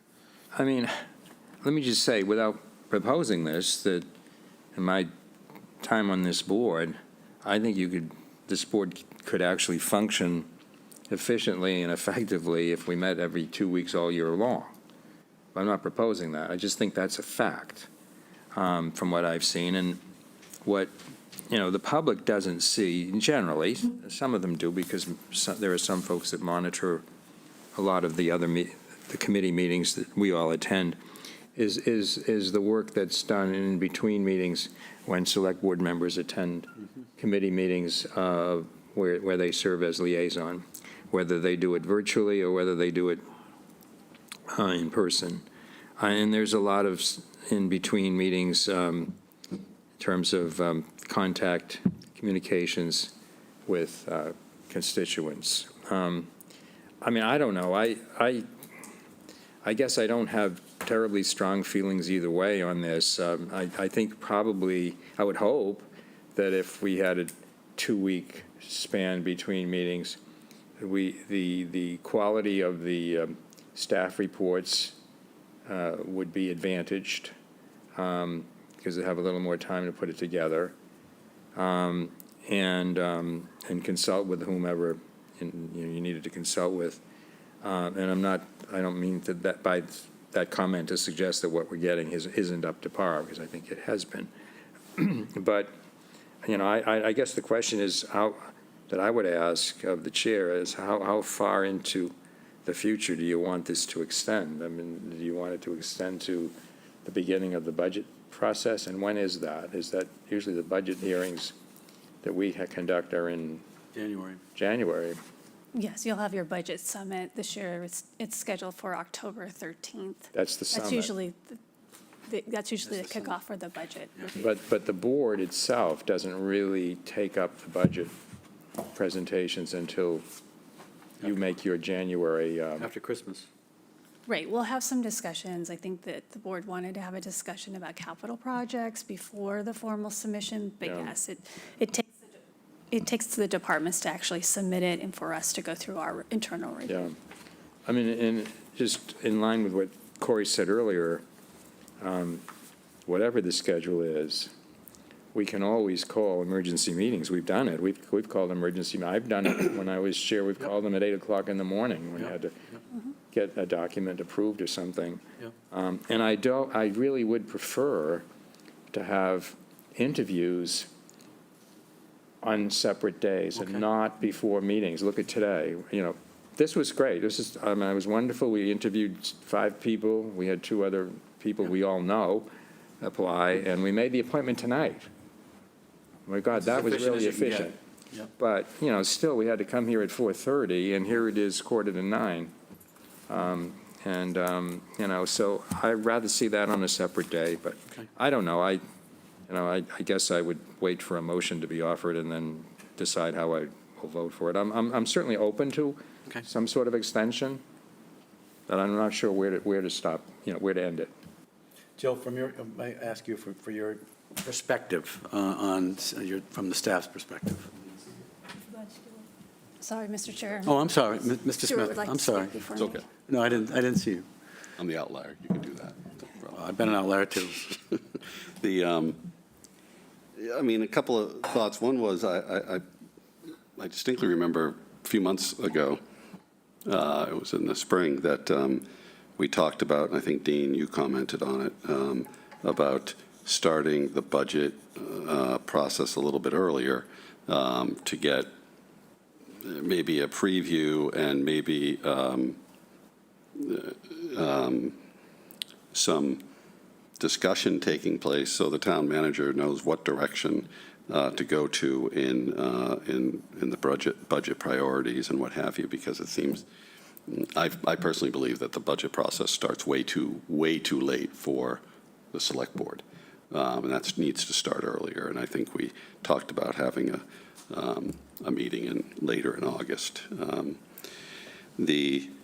I agree with Corey and others that the interviews would probably be beneficial to have by themselves on a different day. I think that's fine. We're a public body, and I think we should be doing our business in public session. I think, because I know I've heard it from the community, that when we go to meetings this late, we're losing the public. And pro or con, I value the public's input, and I think that that's an important component of what we do. I've come to accept the summer schedule. It hasn't been given what we do. I think it's fine. I would be concerned about. I wouldn't want to do it year round, certainly. And Randy's right. We're kind of elected to this position, and I knew going into it it was going to be weekly. I guess I had forgotten that we went to a different schedule in the summer. I'm comfortable with when summer ends, and that's usually after Labor Day, sometime in the middle of September, that we re-engage with our weekly meetings. I'm trying to recall, because I don't recall my short tenure here that when we went to weekly meetings that we didn't have anything to meet about. The agendas had substance to them, and we tended not to go so late. And I think that that's concerning. I also think that, and I know I respect Corey's work schedule, but at some point, maybe when those demands settle down for you, Corey, that we could start these meetings earlier. I think it would benefit staff, it would benefit the board members, and it would benefit the public. And I'm thinking somewhere around 4:30, so we're not going till 9 or 10 o'clock at night, because I think we lose the public completely. those are my thoughts. Yeah, Mr. Matters, and then I've got a couple. No, I'll speak very transparently. So, yeah, so the summer schedule, we usually start in June and go through into late September. Because of my occupation, running a small business and everything, has been extremely beneficial. Because, there's plenty of times where I'm shutting the doors and I'm running the back room, shirting a shirt and tie on, changing out of my work clothes, and going right here. So, once we get past Labor Day and things kind of quieted down, I would be amenable to adjust my schedule and try to get here early and starting earlier with the thought of getting out here early has some intrigue. Yeah, I would appreciate that. I don't think any of us would like to be here till 9:30, 10:30, 11:30 at night, and that's happened on more than one occasion. It has, but to interrupt, I'll stay till midnight. Well, yeah. I think we're going to lose, I think we lose the public. We lose the public, and I don't think we're on our A game at some certain point. You get to a certain point where you're not. So, again, summer schedule, and I mean the summer, whatever, till into September is something that I would very much love to keep. I'm personally wide open to starting earlier once we get into October, November, December. I think depending on what the agenda needs are, I think the chair, if randomly we had to cancel a meeting during a month because it was so close to a holiday or there really was substantial going on, that's something that's reasonable. Because I think sometimes the public doesn't want us to have a substantial meeting just before like the Christmas holiday. I think we've been very sensitive of that. So I'm happy to meet, weekly throughout the year. I will, in fairness to Dean's comment, I do think this committee could function on every other week. I do.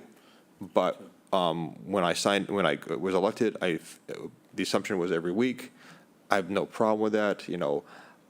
We do our weekly meetings. I try to attend the majority of my other committees, so I'm not just a Tuesday nighter. I think the public is learning. Like, we go to other meetings throughout the week. So, and I try to do that as best I can. And in the summertime, sometimes it's harder, sometimes it's easier.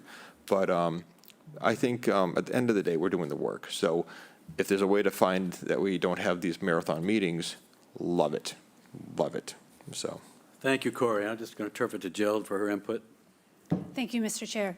So with the weekly meeting format, it provides some limitations to staff to really actually dig through, dig through your future agenda listing. If you look tonight, there's 6 agenda items that are all requested from the Select Board, and I think that's really great. We're working through this list, but it allows us to not only spend more time in having more complete reports, but also me or whoever the person is, who's the point person, staff, to reach out to you directly to make sure that, especially with your agenda requests, that we're providing the materials that you're interested in receiving. And I think there's still going to be last-minute additions to the agenda, which I have no objection, and we still make it happen. It's just not spending 4 days a week of having to review, prep, do follow-up, get questions answered, and so forth, that allows some breathing room. And that's why I could speak for most staff. And we really enjoy the biweekly schedule to allow us to dig deep and then give us some time, too, to do some strategic thinking, get budget planning underway. There's a lot of time that we are very focused on our immediate task, and sometimes we need, all of us, not just the town manager, needs some time to have some big thinking or strategic thinking, and I think this provides staff with that opportunity. Certainly, we can do whatever the board desires, and our weekly meetings for not only the budget but the warrant articles, absolutely. So it's just until that point and after that point, if there's some consideration for having a biweekly meeting schedule. Okay. Yeah, Mr. Nacastro, and then I've got. Kathy, what was the final date last year in October when we had a meeting? No, I think we went beyond that. This year's, the end of the summer schedule is August 25th. This year.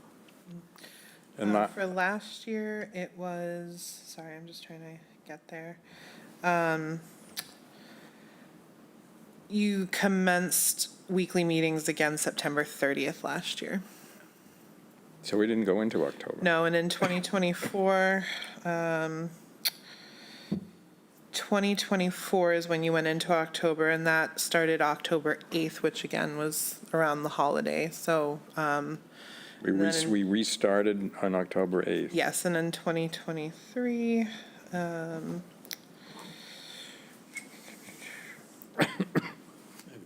2023, it looks like it was just after Labor Day, September 12th. Okay. Randy, and then I've got a comment. Yeah, so I really like the idea of separate committee interviews a different night, different day, different something. I like meetings to be a little bit shorter than they are, because I too would like to see the public feel comfortable in staying, and, right, I know I used to listen to my pajamas or in bed, for God's sakes, sometimes, because it was late, but I certainly wouldn't show up to them. And I'd like the meetings to start earlier, so I'd be willing to agree to keeping the summer schedule till Columbus Day, to sort of please everybody, and start at 4:30 if we could, and maybe go to 3 meetings a month and have that fourth week as an opportunity for a separate committee meeting if need be. So those are the things. It's important to me that we'd have a separate meeting for the interviews, Yep. that we'd start earlier, and I'd be willing to go to 3 meetings a month. Okay, very good discussion, to be honest with you. I like the 4:30 approach. I think Stuart makes a very good point about folks, logging on and then logging off. I think if we start earlier, we'll have people participating more, at least online. I like the idea, we've done it before, the idea of a separate day, if you will, for interviews. I thought today, kind of serendipitously, worked really well. We had great candidates, and we got through the interviews, and we were able to appoint someone post-haste. It's very efficient. So what I'm looking for is overall efficiencies. I think going to every other week will help Jill's staff in terms of their prep, et cetera, et cetera. So if you want to make that a motion, I'd entertain that, Randy or Dean or somebody, and then we can. So Columbus Day is, this year is the 12th. Okay. October 12th, and that's a Monday. So the next meeting would. The 13th. Maybe the 13th. Yes, and that's the date for the budget summit. So we would keep biweekly meetings with the understanding that if we have. We need a meeting, we'll have a meeting. I guess I would differ with Randy. I don't want to have 3 meetings a month, per se. I think we're going to find that third week is going to fill in with something where, like the summer residents' annual town meeting, we go to that, things like that. And we can call meetings on an emergency, but I guess I'll offer the motion. I don't think anyone's offered it yet. No. That we continue the biweekly summer schedule until the day after Columbus Day, October 13th, 2026. But also with a 4:30 start for our meeting? I'm fine with 4:30. I'm fine with going back to 549 Main Street. After we get through Columbus Day weekend, yeah, customers Before will my not be time, closing I know. early, starting October. Yes, no, I'll make it work. I'll make it work. I've done it, yes, I'll make it work. Okay. Yeah, after Columbus Day weekend, we start an hour earlier. Yep. I'm fine. When do we start? When do we start? The hour. After Columbus Day? On that first one in October, on the 13th? Or would you rather be 4:30 going forward? Because you kind of have a win-win. No, well, no, No? no, I'm just thinking logistics, so, I mean, to speak as transparently as possible, if for the next month I have staff, so it doesn't matter, I'm open until 9:30 at night, so it doesn't matter to me. But come September, I'm a one-man show during the week, so that means I close my business probably an hour earlier to accommodate this, which I've done before, and I can. When would you prefer to start the 4:30?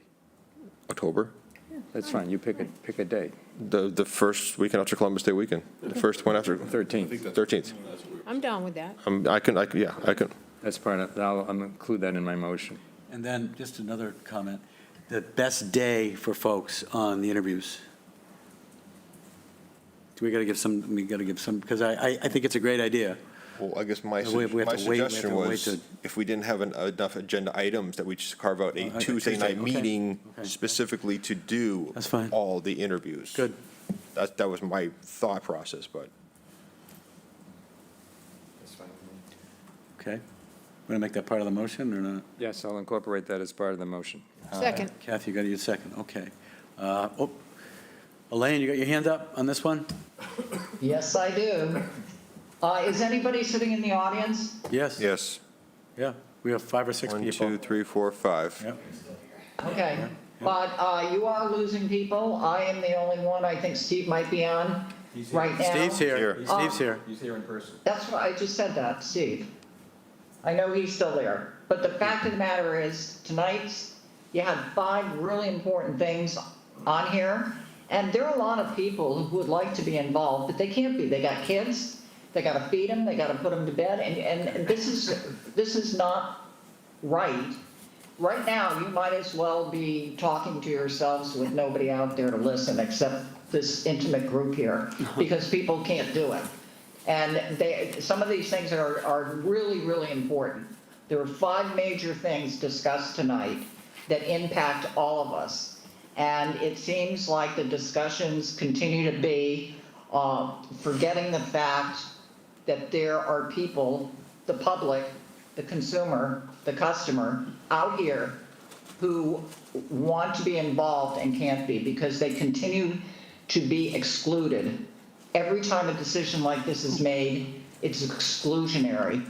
And so, I think you should be meeting every week during the summer. I'm sorry, it's a full-time job. I mean, it's not a full-time job, but it's not a part-time board. And it is what it is. And there's important work, and it doesn't matter how, small the town is population-wise. We have a big budget, and we got a lot of financial issues ahead of us, and it's going to get jammed through. I'd like to remind you, I think it was a year or 2 ago, you had one of those meetings during the holidays, Thanksgiving and Christmas, and it was probably the last one, and you wanted $500,000 to do the bathrooms at the town hall, and people said, well, we want to look into this. That's crazy. And then they were told that, oh, well, the grant that they were going to get for part of it was expiring that week, and so they had to vote for it.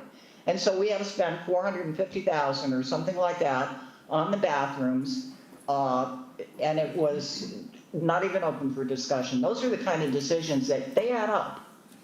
And we keep getting blindsided on some of these things at the last minute, and the select board's hands are forced to follow through. So I think you should not jam up the agendas the way you have, and spread them out, and allow the public to participate since we're paying the bills. Thank you.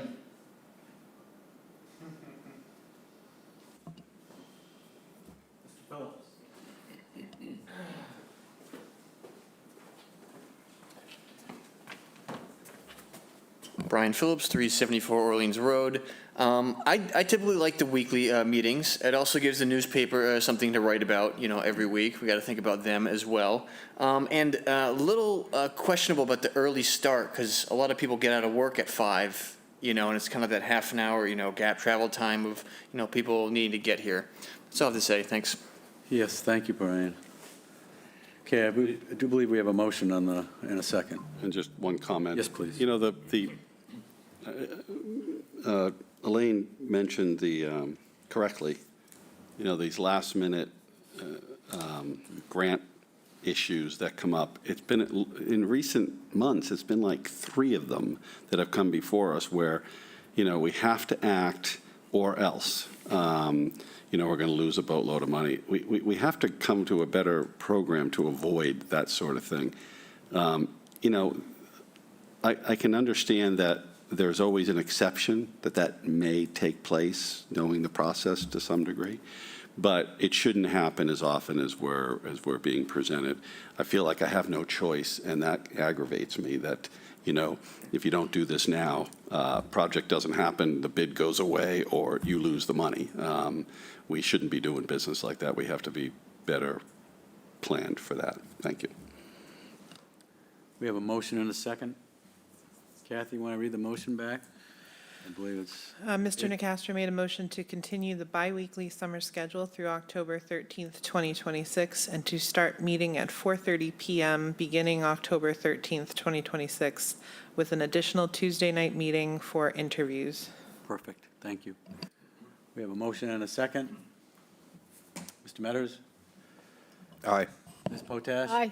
Mr. Nacastro? Aye. Mr. Smith? Aye. And Mr. Dyken says aye as well. Thank you very much, folks. Okay, the last item on our agenda this evening is the Town Manager's Monthly Report for June 2026. Thank you, Mr. Chair. So as you have the report in front of you, I'll just highlight a few items. And one is, speaking of grants, been very successful. IT got a grant for $208,000 for municipal fiber. That will add additional fiber so that additional locations within the town facilities are accessible. I'm sorry, Dean, did you have a question? I'm sorry? Dean, I'm sorry, I thought you had a question. No. No? Okay, good, I'll keep going. Okay, and then I know that you get these announcements through either Shauna or you see them in the main sheet, but also the Natural Resources was awarded $500,000, and that's for the Frostfish Creek project in Salt Marsh that Greg had presented to you a couple weeks ago. Was that state money, Jean?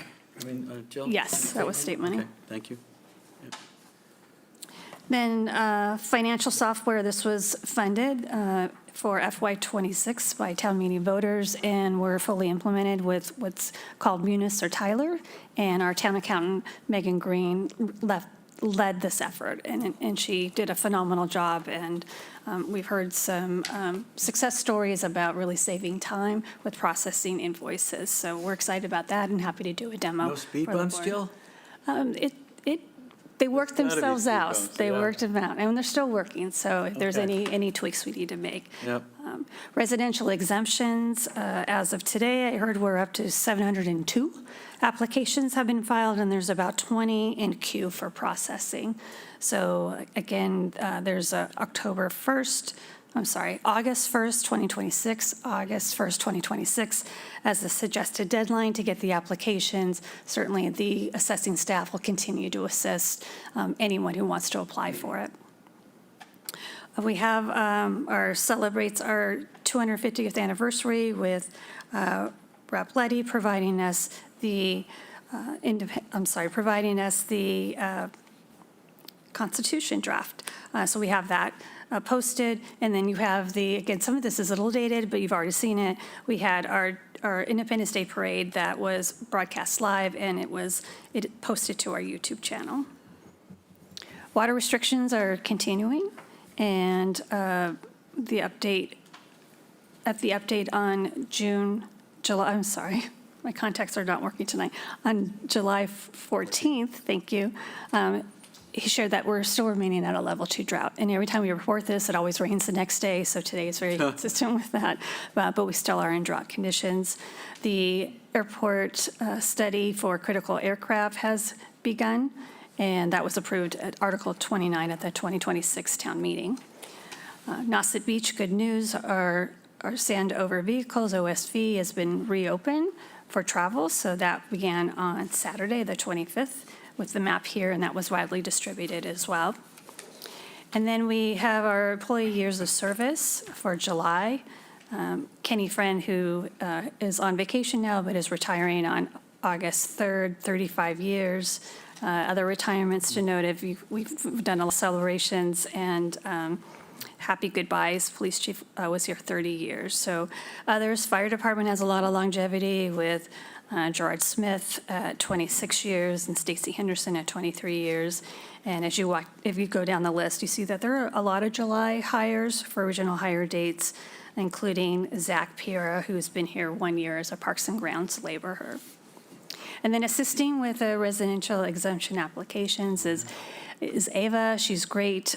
She comes to us from the Cape Light Compact and also did customer relations at Cape Air for 17 years, and already hearing much accolades, not only for her, but the rest of the staff. I think people are stopping by our office every day telling us how great they are. Promotions, I don't want to diminish, for our police chief, Malzone, Deputy Police Chief Sarah Harris. You saw Andy, too, as our new health agent. We celebrated the retirements, as I've noted.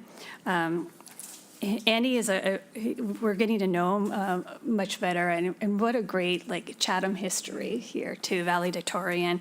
And then he has a lot of really fun interests, so if you get a chance to speak with him, he has a lot to say, which is really great. Available positions, we have a heavy equipment operator, health inspector, and an intermittent recording secretary. Those are people who assist the boards and committees with minutes.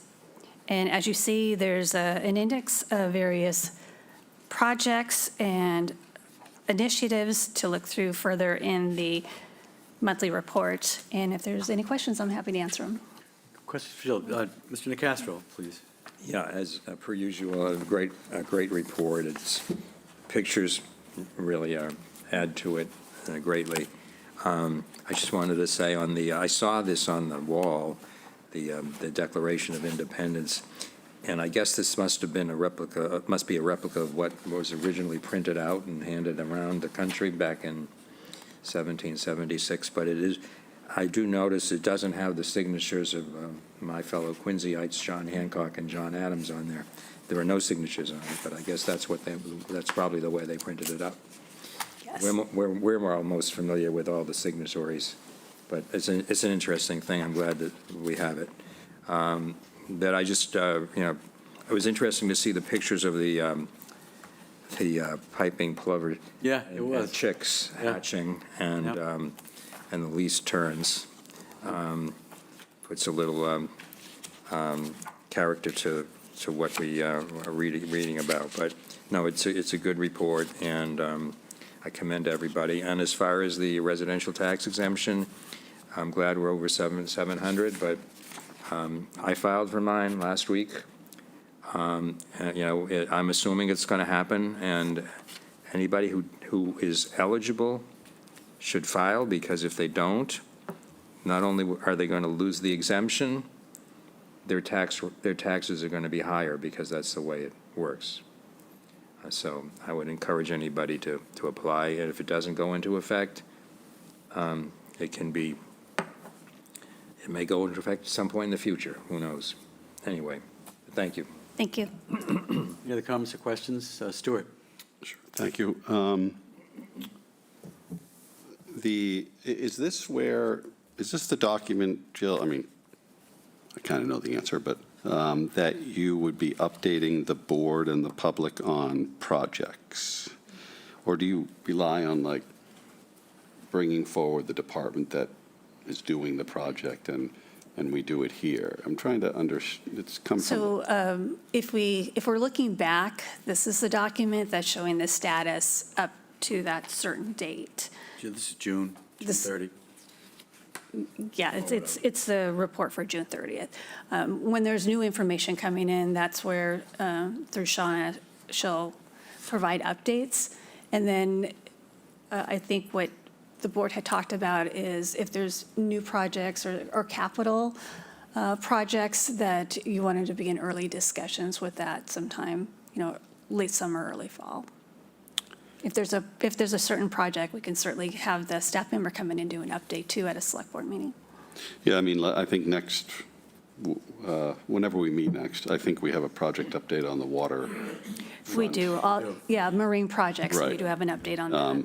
So if we wanted an update, well, I mean, like the DPW-led projects, does the DPW, I mean, he kind of gives us updates on the water plants and all, but I'm not sure about updates on the water lines and sewer lines. And I'm trying to understand if we have a formality or a plan that we can update the board, which should in turn update the public. Something to think We do about. have a capital facilities plan, and also we're seeking proposals for the long-term asset facility management plan that's noted in the charter. And so that's just at the very beginning stages of it. But if there's a certain item that the board would like an update, we'd be happy to provide it at a meeting. But that's what it takes, I guess, is really, I'm not articulating it very well, but that's what it would take. It would take a board member to make a request in order to get updated on a particular project. Yes, or for the staff member to come before the board because there's either information or a decision point that's needed. So Okay. I think it goes both ways. All right, so then I guess we'll have to have a follow-up on that. The only other thing I had is something I've been mentioning for quite a while, and that is a list of the people who leave the employ of the town. I see obviously we have some of the people that are retiring, but people leave for other reasons. I, this juncture, don't care what the reasons are, but I think we should, when we see what positions are open and available, that's kind of an indication that somebody left. I'd like to know where they went. Did they retire? Did they quit? Did they get I don't know what happened. But I think that's, to get a better understanding of the personnel system, I think that's important to relay to the board, to see whether we need, more work or whatever on that. But would you like and I do like the report, by the way, I like the write-ups on the deputy chief and these others. I think it's helpful. But I think it would be important to know who left. Would you like a motion, or do you? Well, we typically have had an open position report, and then, we should probably have turnover, get a report on turnover. Yeah, I mean, it could be right here. It could be right here. It could be right with the employees' years of service. Yeah. It could just be another list. That's fine. I mean, this month's really easy because you had the retirement of Kenny and DPW. That's a heavy equipment operator. And Andrew got promoted to health agent, so the health inspector is open. And then the other positions are just note takers and minute takers for the boards and committees. But I understand what you're asking, and I can have the HR director provide it. Great, thank you. And, sorry. And the other thing was, you and I have touched on this, and I don't know how you best want to handle it. I think this may have originally come from Corey, but the town manager's policy, it could be the select board policy, but it can be either one, policy on notifying the select board on issues of concern or major issues, you can call it what you will. You drafted what I thought was fine, but I think it should come before the board so the board can vote to accept it or just be notified is fine with me. But I'd like to close the loop on that outlying thing. Haven't we already done that? Well, we provided it to the select board, asked if anyone wanted it on as an agenda item. We've circulated it to staff, so I've implemented it. Yeah, I'd like it to come before the board, and we can vote on it. And like I said, your policy looks fine to me. If it hasn't changed, it still looks fine. But I think that's important that it come in a public setting. So I think it's a procedure, but we can bring it before the board, so at least it's a presentation to the board. Great, thank you. So I do have a question on the sinkhole and by the Herring Run.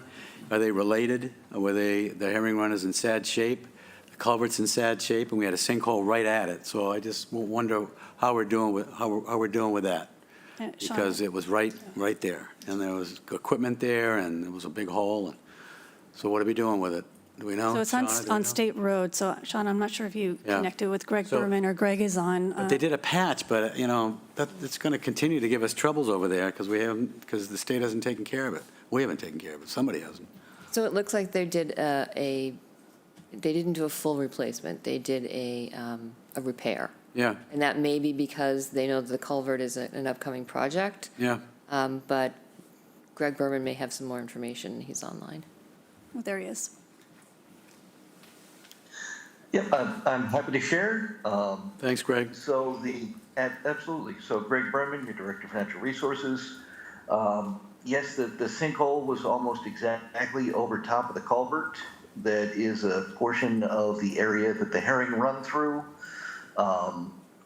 We don't know if the culvert collapsed further, but there did still seem to be flow going through even after the repair. This was an emergency, get the road back up and running repair by DOT. Yep. DMF has been notified, and we're reaching out to DOT to find out what their longer-term plans are. If there's a silver lining to the timing, Most of the adult fish got up through the run. There's still going to be juveniles up in the ponds that have to get back out. Yep. But at least we have a little bit of time before that to assess the situation. But definitely a project that we're monitoring, to say the least. All right, Greg, thank you. Thanks for the update. It's an issue. Thank you. We good? Is that it? Elaine, your hand's still up. Do you have an issue? Yes, I just wanted to ask a question about the Kroll Road project. On June 29th, the board voted 4-1 to get off the tip. And DOT was supposed to be notified, and I checked the Kroll Road project timeline where all the project documents are, and it's still not on there, so I asked for it. And the letter that went to DOT, based on the vote that was taken, and it's still not up there, and I was told it had to be a public records request, which I don't understand, because it's a public document. It shouldn't be a public records request. It should be posted on the timeline that the letter was written, and it should be there, so I shouldn't have to request a copy. So I don't know why it hasn't been posted. Okay, Jill? And why I have to wait 10 days for a public records request. Yeah, I don't know why it would be categorized as a public records request. Notification went to Tom Courier the very next day. Letter will be posted, emailed, widely distributed. It's fine. But it should be, all I'm saying is I haven't seen it. I've been told it's a public records request. It's supposed to be posted on the project documents website of the Kroll Road project, showing that they were notified to get off the tip. And it's not there. We'll I haven't post seen it yet. We'll post it. All right, thank you. There's someone in the audience, I think. Michael?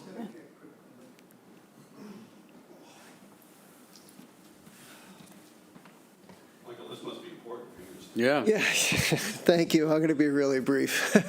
I appreciated all the work that you guys are doing tonight, and I appreciated listening to it. But just a couple quick comments. We have a joke in aviation. To make $1, you have to start with 100. Put whatever multiple you want on this, and they've always been like that. In that in-depth view of the financials of the, how the airport runs and how the current management agreement runs, contrary to popular belief, there's not a lot of money in that business, and it's run on passion, and that's not something we have easy to find. So we're lucky to have that. I also wanted to thank you for your comments. I feel a cohesive team with a common goal is a much better process and approach to things. So thank you for all that and your time. So have a great. Could you just identify yourself again formally? Oh, sure. It's Mike Cortese. Thank you, Michael. South Chatham. Yeah. Thank you. That's have a great night. Thank you, Mike. Okay, we have a final motion, I believe. Motion to adjourn. Second. Okay, we'll call the roll. Mr. Metters. Aye. Ms. Potash. Aye. Mr. Nacastro. Aye. Mr. Smith. Aye. And the chair says aye as well. Night, Chatham. Thank you.